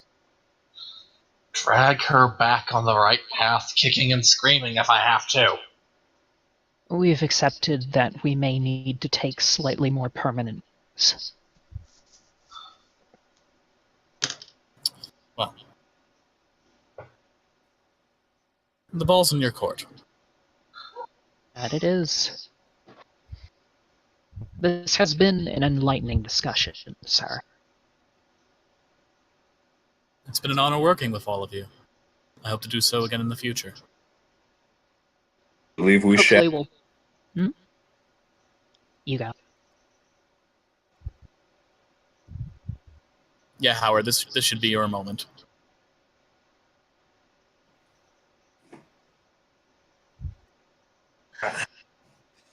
I believe we shall work again, Clark. It has been an honor doing what we can to help this town with you. I know it's not in the best condition now, but sometimes what's needed to truly make things better. And dream anyway, can't we? The darkness comes before the dawn. It's impossible. I will be leaving town today. I have to return to Piaget and consult with my colleagues. We have other business abroad on the island. I'm leaving the island in the capable hands of Dr. Tessa Stein and her droids. They've done a fairly good job, and given that she is now the head professor, I'm sure that she'll be able to upgrade them so they can perform their job even more effectively. Till we meet again. Please enjoy your calzones. And Clark leaves the room. Safe travels. Well, I assume that also means the Hobo King situation was resolved. That's something you might want to check up on. Same with Dr. Venk's stance. I would suggest doing those two first before we continue with Ayara. I want to see Venk's deads. So do I, honestly. Alright, to Venk's stance. Damn, these calzones are good. Oh wow! Right? I had one of these can't eat earlier just when I one. met with him. They're delicious. I can't eat just one. Talia, this is mine. Stay back. Too late. Too Got us. late. Laylia is rolling an sometime. intimidate check. And you're going to need to roll, let me guess, will save against Bertalia against cuteness. Should Newt roll for the food? Oh, yeah, definitely. What was it again? Fortitude what save. hands in here? You roll a fortitude save to find out how good the food was.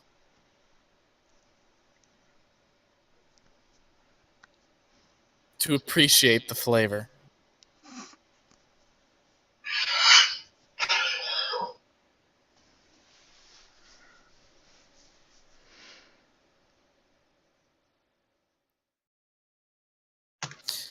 This is a really good calzone. I mean, you've probably had better food out there, but like, you know, it's like really good pizza, but folded in on itself, and a nice crispy crust is great. God, I love calzones. Oh, yeah, it's a really good calzone. Yeah, you guys got some really good calzones. Anyways, you head over to Venkstance's office. He's sitting there, smoking a pipe, and looking at his wall of crazy. He sees you guys come in. He puts the pipe down, says, "Well, it's about time you guys got here. Of course. I think I've cracked this case wide open." Really So- now? Don't keep us in suspense. I found, it took a while, but I found the location of the man who slew the conquering worm, the man who conquered the worm. Found him. Well, his corpse. I found where his corpse is on the island. He was buried here. Good news time. It's within reach. It's actually pretty close to here. Bad news. It's on a part of the island no one's been to for a damn long time.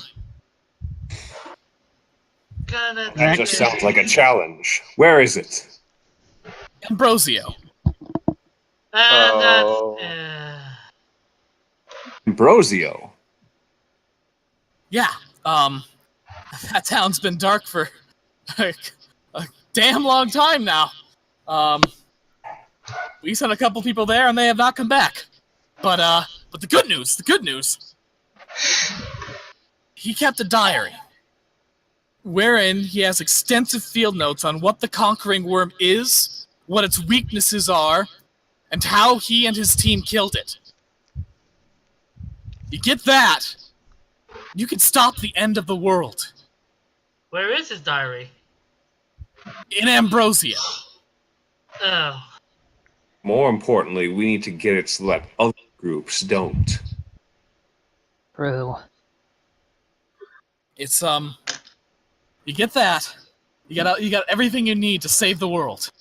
And according to what I've read, if you do that, all the stars that have been going out, they'll come back.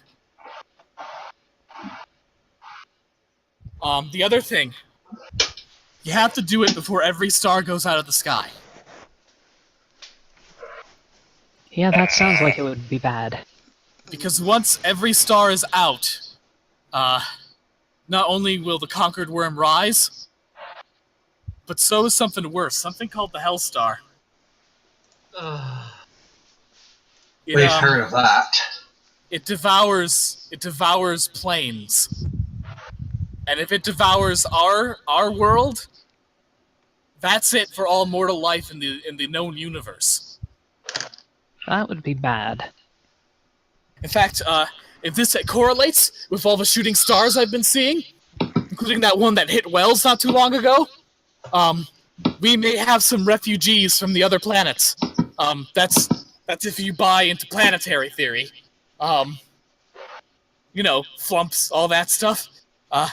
You probably think that's crazy, absurd. but Nothing up there but magical stars. Don't be crazy. yeah, I figured that'd be your response. But I'm just saying, if that theory holds out, there might be a lot riding on what's going on here. I take it that Natalia hasn't met the bartender yet, or the cure, but she hasn't been in the curio shop yet, has she? She hasn't met the normal curio shop owner, no. I only You met guys haven't seen him for a while. times. We haven't seen him since Uruthan, I'm guessing. How long would you think we have until all the stars might? Well, I did a count last night. It was hard when all the tentacles were bursting out of the things, but by my count, there are 70 stars left in the sky. Granted, we're on a hemisphere, so there's probably more on the other side, but there might be less. I don't know. That Even is The number could not be a so lot. small now. We must not have much time left. Yeah, I've been counting, and they're going at about a rate of 5 per night.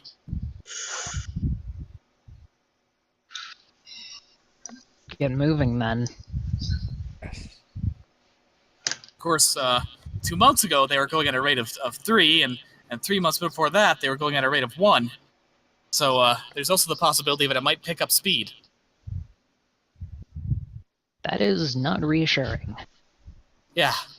So I hope you guys can pull it off. Oh, we'll always pull it off.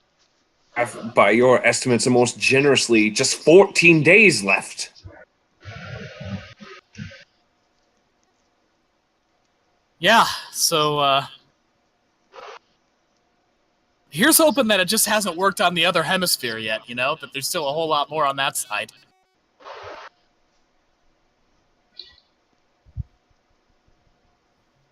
Well, you've done some good work, Professor. We appreciate the information.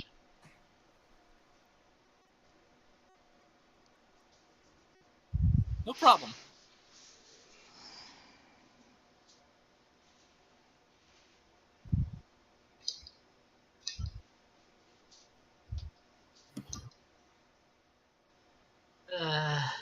Listen, Ambrosio's hard. You've got some time. What I would do, what you need to do, you need to get to the town of Ramina. Mina. Yeah, we know that people can get there. We did send someone over there. They haven't been able to get out, but we were able to send some messages for them before they stopped picking up the messages. So, listen, Ramina's close to Ambrosio. If anyone has information on what's going on there, what you might face, it's going to be there. So, what I would do, I would go up the stream, make your way to Ramina, probably stop by the towns nearby, and just gather intel. All right. We'll send information back to you if we find anything of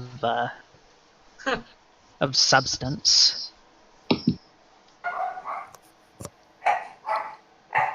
To be fair, this is an in-universe time limit, not a meta time limit on the player themselves. Out of character. The stars go out when you guys finish the campaign. No, Yeah, no, I I figured. understand that. But I still hate it. Like, fucking. Oh, and this will probably get me killed one day. But I hate Majora's Mask and that one idea of, hey, we have a time limit. You can subvert it, but if you're, new or very young, you don't know how to do that. So it's still a bullshit time limit, regardless. I never actually finished that game either. This is not a literal ticking clock, like if you don't do it in 14 sessions, you all die. Like, The stars will go out when you guys get to... I gotcha. I'm just saying, we got shit we need to do. Like, in Uderson, there's like a whole bunch of people rallying together to fuck over some cultists. And they request our presence. We were gonna do that next, weren't we? I don't know. I don't even remember all the plot hooks we have to go to next time. You really should. Don't worry, it's on the way. Okay. I think we need a good rousing session of cultist fucking. Kidnapped and then brought back to life, and I've lost track of the amount of plot hooks we have for future towns. Don't worry. A rousing round of cultist fucking. Yep. Scott 2017. I know what I said. I meant it. I believe thing we is, need a rousing We've round finished of... the second act of this campaign. We're starting the third. And there's Okay. 4. No, there's 3. Oh, It's a 3-act structure. duh. This isn't Shadow of War, which has 8 fucking acts. Well, It's an what else exaggeration. are you in town? You guys should probably see Kay. Maybe Mephaust if you want to do that thing that you were thinking about. And then we're going to end with some Ayara stuff before we prepare for the next thing we should do. Right, so we should at least see the Mephaust. Why don't you head over to Mephaust? Yeah. Yeah. Okay. Because we can guys- get to him from there. We also need to check up on her and see how she's doing post-potion. You guys come to Mephaust's cat-killing curiosities, and when you enter, Kay is sitting there with Mephaust, and they're both drinking tea, and they seem to be having a lovely time. She sees you all come in and says, "Oh, come in, come in. Weren't expecting customers today, but it's always lovely to see all of you. Here, I'll make some more tea. Thank you. Kay sees you all and he's like, oh, yeah, so she's my mom, and that's why I'm here drinking tea. Oh. Casper shrugs and just starts looking at random curios around the shop. So, crazy night last night, huh? I became a kaiju. Oh, that was you! I really loved that tail sliding move you and you did with the robot's help. Oh no, I was the other one. Oh, okay. That is definitely something to try, though. Oh god. It was like that. What would be the dice for that? How do you roll that? I think probably like a ram attack. And Three acrobatic checks, and after you do that, one flight check Acrobatics, a bull rush, and an attack. Yeah. and 200 D20 worth of damage. And it does it twice. Yeah, somehow. You also have to try to fly. Yeah, that's the flight check. Oh god. So listen, this town's in a bit of a crisis state. I talked it over with that Red Talon fellow. It's weird having a civil conversation with a paladin, but we managed. You're telling He me. seems more sane than most. My group is going to do our best to keep some, and I can't believe I'm saying this, order. Ugh. Alien passed him on the shoulder. Oh, shut up. You know, just keep people safe and keep anything too violent from happening. We'll wait for your rallying cry. You're doing some end-of-the-world business that's not related to last night's end-of-the-world business, correct? Correct. Yes. Yeah. I don't even know what she was really after, Geiger. Yeah, you guys didn't get all the intel I had. Yeah, it turns out she was just harvesting brains from some of her fellow professors and basically trying to open a portal. She gleaned enough from plagiarizing Dr. Venkstance's work. I'm sorry, it's hard to read this. One of the goblins kept writing Pepe Silvio in this man's name. You had to cross it out. It's really annoying. Yeah, she found that there's some sort of mystical confluence, and she tried to force it to bend to her will. It obviously didn't work out since you guys atomized her, but apparently she felt she could become a conqueror worm.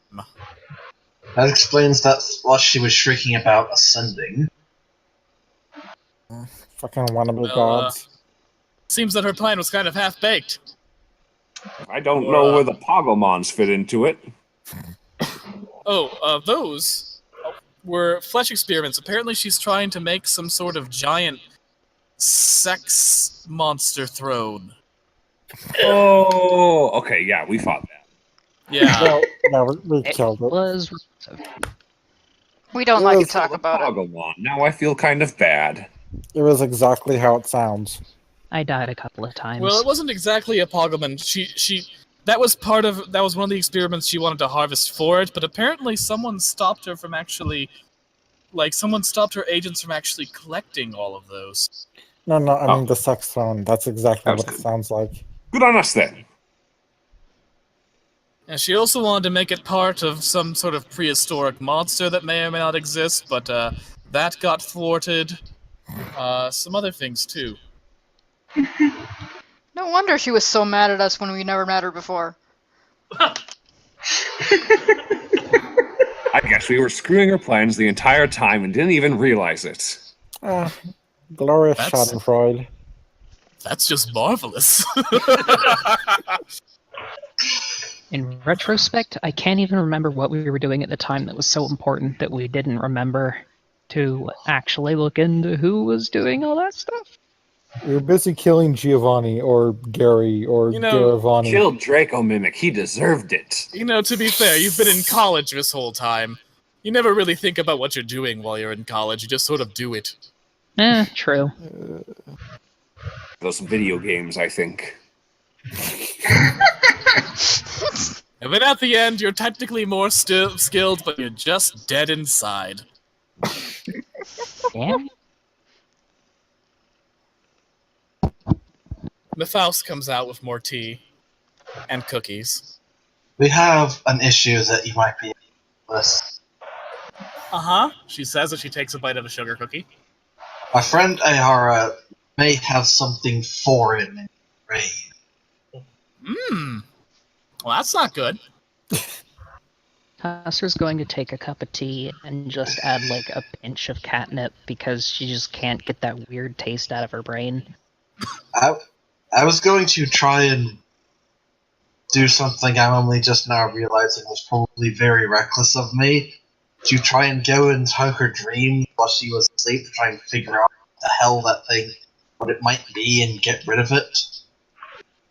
Okay, so you're saying you think your friend's got some sort of psychological parasite, and you want to go to the psychic world and the astral plane, if you will, and fight it. Yes. Exactly. Well, yeah, doing that without training is a terrible idea. Have you guys been using that Dream Warriors book I got you? We have. Somewhat. It seemed to like me. How far did you get? Your answer is about 5 chapters in. About 5 chapters.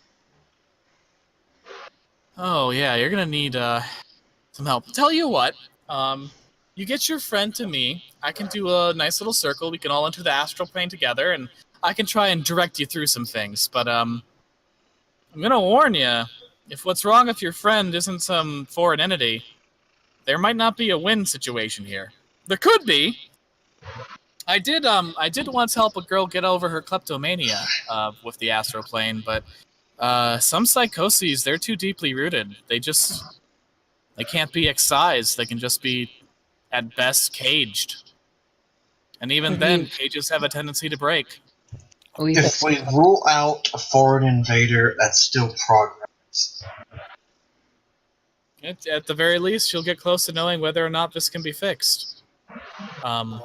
If it's not something foreign, if it's just inherent to the person, the only person who can fix it at the end is going to be your pal Ayara. And like I said, with some mental problems, you can't fix it.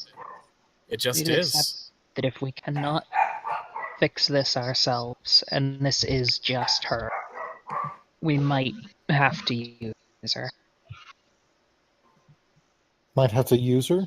What? Euthanize. Oh.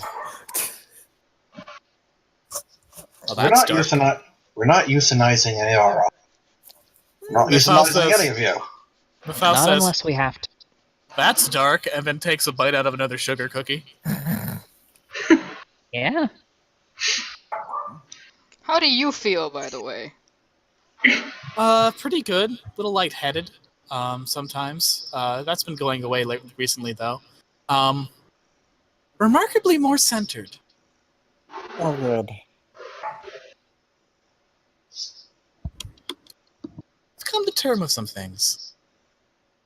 But yeah, bring your friend over. We can at least check her out. No harm in trying. Well, okay, there will be if you guys get stuck there, but I mean, it's a good thing you got me to help you out with it. So we're basically going to use... Wait, this is out of character, but we're basically going to use our teammate as a practice dummy for going after Freddy Krueger. Yeah, we're also going to be doing some Inception shit, only I actually know how dreams work, so it won't totally be garbage. Shots fired! Here's my wacky dream world. You know what the wacky dream world's going to throw at you? Guys with guns! Sideways buildings! I guess in the TT he's about to drop his snow. He would drop his mic, but it's too expensive. Fuck Inception. Anyways, I'm with you. Fuck it. Okay, so here is my thing. Letty, I'm pretty sure you haven't prepared an entire mental landscape for Ayara. Not yet, no. I haven't, and I don't know Ayara well enough where I feel I could make one that's authentic. Letty, I need you to write up an adventure for me before next session. Oh God. I'll run it, I'll DM it, but I need an idea of what the dreamlike, chaotic mental landscape of Ayara is, and I also need to know exactly what the fuck is going on with Ayara number 2. You don't know that? I know that Ayara has a second voice in her head that's evil. I don't know if that voice is a part of Ayara or a separate entity. And as we've laid out in story here, those are two very different things. Yeah, I thought he would have told you for you to okay it. He told me that there's a second personality. He didn't tell me the nature of it. I okayed the second personality because, why not? AR is crazy as fuck. Yeah. But that's where we're gonna end this session. Do we level up? I'm gonna say after the Ayara stuff is done, you will level up. And can Talia do more forms? You got Godzilla this time. Yeah, there's no real lull in the story where we can write off as being time to practice, and I think the fact that we got a 10 today is we got Godzilla. Yeah, we got Godzilla. If we got a second 10 and I didn't get to do an in-story thing for it, I'd feel shitty, so no. That was the most serendipitous timing I've ever fucking seen in my life. That was beautiful. That was beautiful 100%. And it was Godzilla's birthday, so it was great. And Verica got the final killing shot. Yay! And I got to hint that a lot of weird shit was happening while you guys fought the final boss. And I got to do some serious role-playing that wasn't just me making jokes every 5 minutes. Yeah, as uncomfortable as this may have been, I gotta say that story-wise, this was some good shit. Real talk, that was one of the most frustrating things I've ever done in this campaign, just because every single thing missed, and I felt so useless at the end of it. At the final point, okay, now everything is kaijus, so there's literally nothing more I can do, so I'm just kind of Nah, don't worry. off to the side and also unconscious. The Conqueror Worm won't work quite the same way as this monster did. Also, you guys will be level 20 by that point. So what you're talking about is more AoEs with impossible, unstoppable damage. Good to know. Listen, there's a lot of...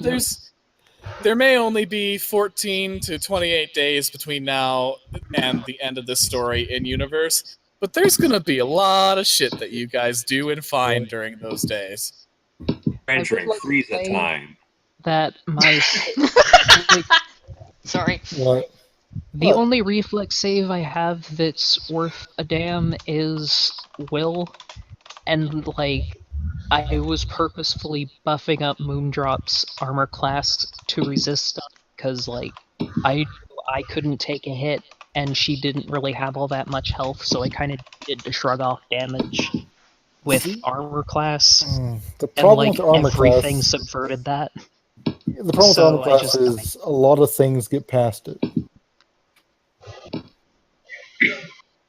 Like magic, almost all magic subverts armor class. And a lot of guns and bombs do as well. For serious, though, I was really, really scared of this session, and it turned out great. I was the one who was most excited for it, and I got to do jack shit. Verka MVP. I'm just gonna say Verka and Talia MVP. Yes. Yeah, that was Hey, I pretty took awesome. down a huge chunk of his HP too. I meant overall with because Verka getting Kilo and detaining Ayara. Yeah, Howard standing directly in the blast of Godzilla and Acid Blood right now, giving no fucks, just hacking away at it. Yeah. That was I was really sad. I was really sad your 6 attack didn't hit, because if it had, you would have killed it. and that would have been kind of amazing. But then Virka got to just use the light of God to do it. So that was still pretty good. So basically we have Howard just wailed the shit out of that, and then Virka scored the finishing blow. Kill Stealer. I'm so happy. That's me. Ari and Lelia were a laser gun firing squad. And I was trying anything to get anything to affect her. At the end, I was just going, please, for the love of God, fuck up a reflex save, because then you'd be prone and everything in its mother could hit you. And then Talia rolled Godzilla. Yes. Let's be honest, the fight was over As by that all point. stabilized AR like that, because Howard was definitely at the point where he was about to attack her. Yeah. You don't blame me. So, if I'm going to put all of these shapes onto 3 different images, I think maybe Godzilla is going to need an entire image to himself. That's fair. I agree. Unless you get any other kaiju images. Hey, I'm gonna hop off for now. Y'all take care. Alright. Okay. Night, Ron. Be well. Fucking Godzilla. That was That's the highlight of the session. We did On alright his by you, birthday, man. no less. We did alright by you, Godzilla. Happy birthday, you Was magnificent that bastard. intentional of your choice for 10 or just Number random? 20 was Mogaru / Pathfinder's ripoff of Godzilla. And we're just wondering if there was a reason you chose 20 for it. Okay, so, no. Just trying to think of a way to explain it without giving it away. Like, okay, I had a select for the 10s. I had a couple different groups of creatures I was looking at for the 10s, as well as one homebrewed creation, which is number 100. And I put them all in order, so like 30 and 40, and I think maybe 50 and 60, they all match up with number 20 in some ways thematically. So do another group of 10s and so on, and there's a couple of outliers scattered here and there. So I suppose you can assume that 30 and 40 are probably 2 other kaiju. Kaiju as defined by Pathfinder, that is. Okay. D&D Jesus. Number 100 is Gygaxamesh. I'm Yeah, Number 100 is probably going to feel underwhelming, but it has personal value to me. Still says D&D Jesus. I appreciate all of these for, even if they're not necessarily all that useful in combat, because they're fun to play with. Yeah, I would like to ask that you don't use Godzilla too much. I know. Don't worry. Just for my sake. I mean, you could theoretically turn into Godzilla every encounter, in which case I'd have to institute like an official limit. But right now, I'd just be like, "Hey, Ben 10, can you just role play that as opposed to me having to be like swatting your hand away from the Godzilla button?" Like, basically had Alien X, which was God essentially. Also, he had Ultraman in like first season. Yeah, that's true. Wait, was came way later on. He does have something. Oh yeah, he now basically has something that's basically a Gurren Lagann robot, complete with ham. Yeah, so he could also never use the damn thing because it never let him use it. I think I'm gonna have like an in-universe that she uses kaiju sparingly because after burning up enough energy to power 20 nuclear blasts, she's hungry. She's gonna be hungry for a Also, Godzilla is while. really big, and that could cause some consequences for other people. Yeah, just standing too close for a pole could potentially send people flying. I mean, thankfully, Shelley is a very big place, and there were reasons why everyone was avoiding the general area you guys were next to. But yeah, still. Yeah. So next time, we're gonna get less. Sorry. Next time, we're gonna get into Aara's head. Not to be blithe about it. Letty, one of the things I need you to think of between now and then is like, can Ayara be fixed? I'm gonna say as DM who's been watching this so far, my gut reaction is no. But you know the character better than I do. This is basically like, as far as Ayara as a member of the team goes, this is basically her make or break moment. Either we manage to save Ayara and help her deal with her issues in a way that keeps her from casually killing people or threatening people's lives, or you might have to roll a new character. Which is kind of heavy. But it happens. Apparently it happens a lot more than it does in my campaigns, so... Yeah, it's a big mountain to climb currently. But yeah, that's the thing, and like, no pressure either way. I think there can be some good story shit from having one of the player characters die and have another person come into the story. But I also think that, well, you all know me. I fucking love redemption stories. I wrote one for all the citizens of Hell, for fuck's sake. So, and apparently it's quite acclaimed. I still need to read it. So, yeah, I do too. So you know, I can see either option happening. I am gonna say we're gonna have to work hard to take Ayara from the brink here. Yeah, she's been at the brink for a long time, and she's gone over it, and then all this stuff is really hard to swallow at times. Like, after accidentally blowing up an entire one guy doesn't seem like such a big deal anymore. Yeah, like... Hey, he survived, and he's a happy hybrid robot man. Either way, things are going to change after the next session. Either Ayara is going to be a significantly different and healthier person, or we're going to have a different character for Letty to play. One of the two. We'll fight hard for Ayara. I also have a question. Are we going to still do Friday? Because I'm going to get a tooth pulled on Friday, and I don't know if I'm going to be able to talk. I don't have a set day for next week, so I'm good with any of them. Just let me know beforehand. I'm off Thursday, Friday, and Saturday. So. I'm tempted to say please do, just to see what Stone Virgo's like. And I'm not going to want to talk, though, is the problem. I don't care if I'm on painkillers. But if you're on painkillers, you talk regardless. I'm going to tell you that right now. You don't stop talking on painkillers. You don't know that.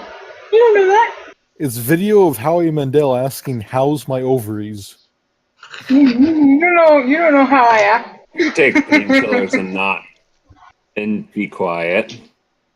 You don't, unless they knock you flat out. a stone golden retriever. The fuck was that? Oh. Well, the fuck are those? we can say Friday tentatively, but if you're stoned, we can go for Saturday. How's that? Okay. Again, the stoned isn't the problem, it's the pain. Yeah, I get it. It's the pain. Next Friday. If I'm stoned enough to not care, then alright. What was that scene? Friday. Great holidays, right?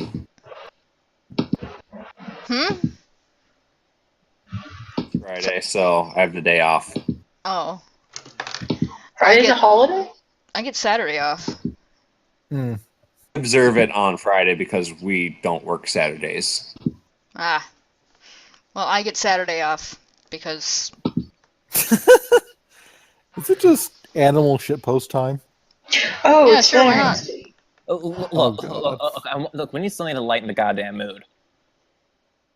Nah, you killed the mood. You blew it to hell. Puppies. You blew it to hell. That's a like big dinosaur. What is that? It's a golden retriever that's high as a kite. No, I'm playing Market. God damn it, Kay. Okay. I don't like dogs, but those are adorable. Aw. I don't like dogs, but I like these dogs. Are we gonna have another night where we just post a bunch of cute? We I was can. fun. Yeah, I'm just gonna say it right now. Will would fucking hate my dog. Okay, My I'm gonna dog's stop a the privileged recording. shithead. Penis!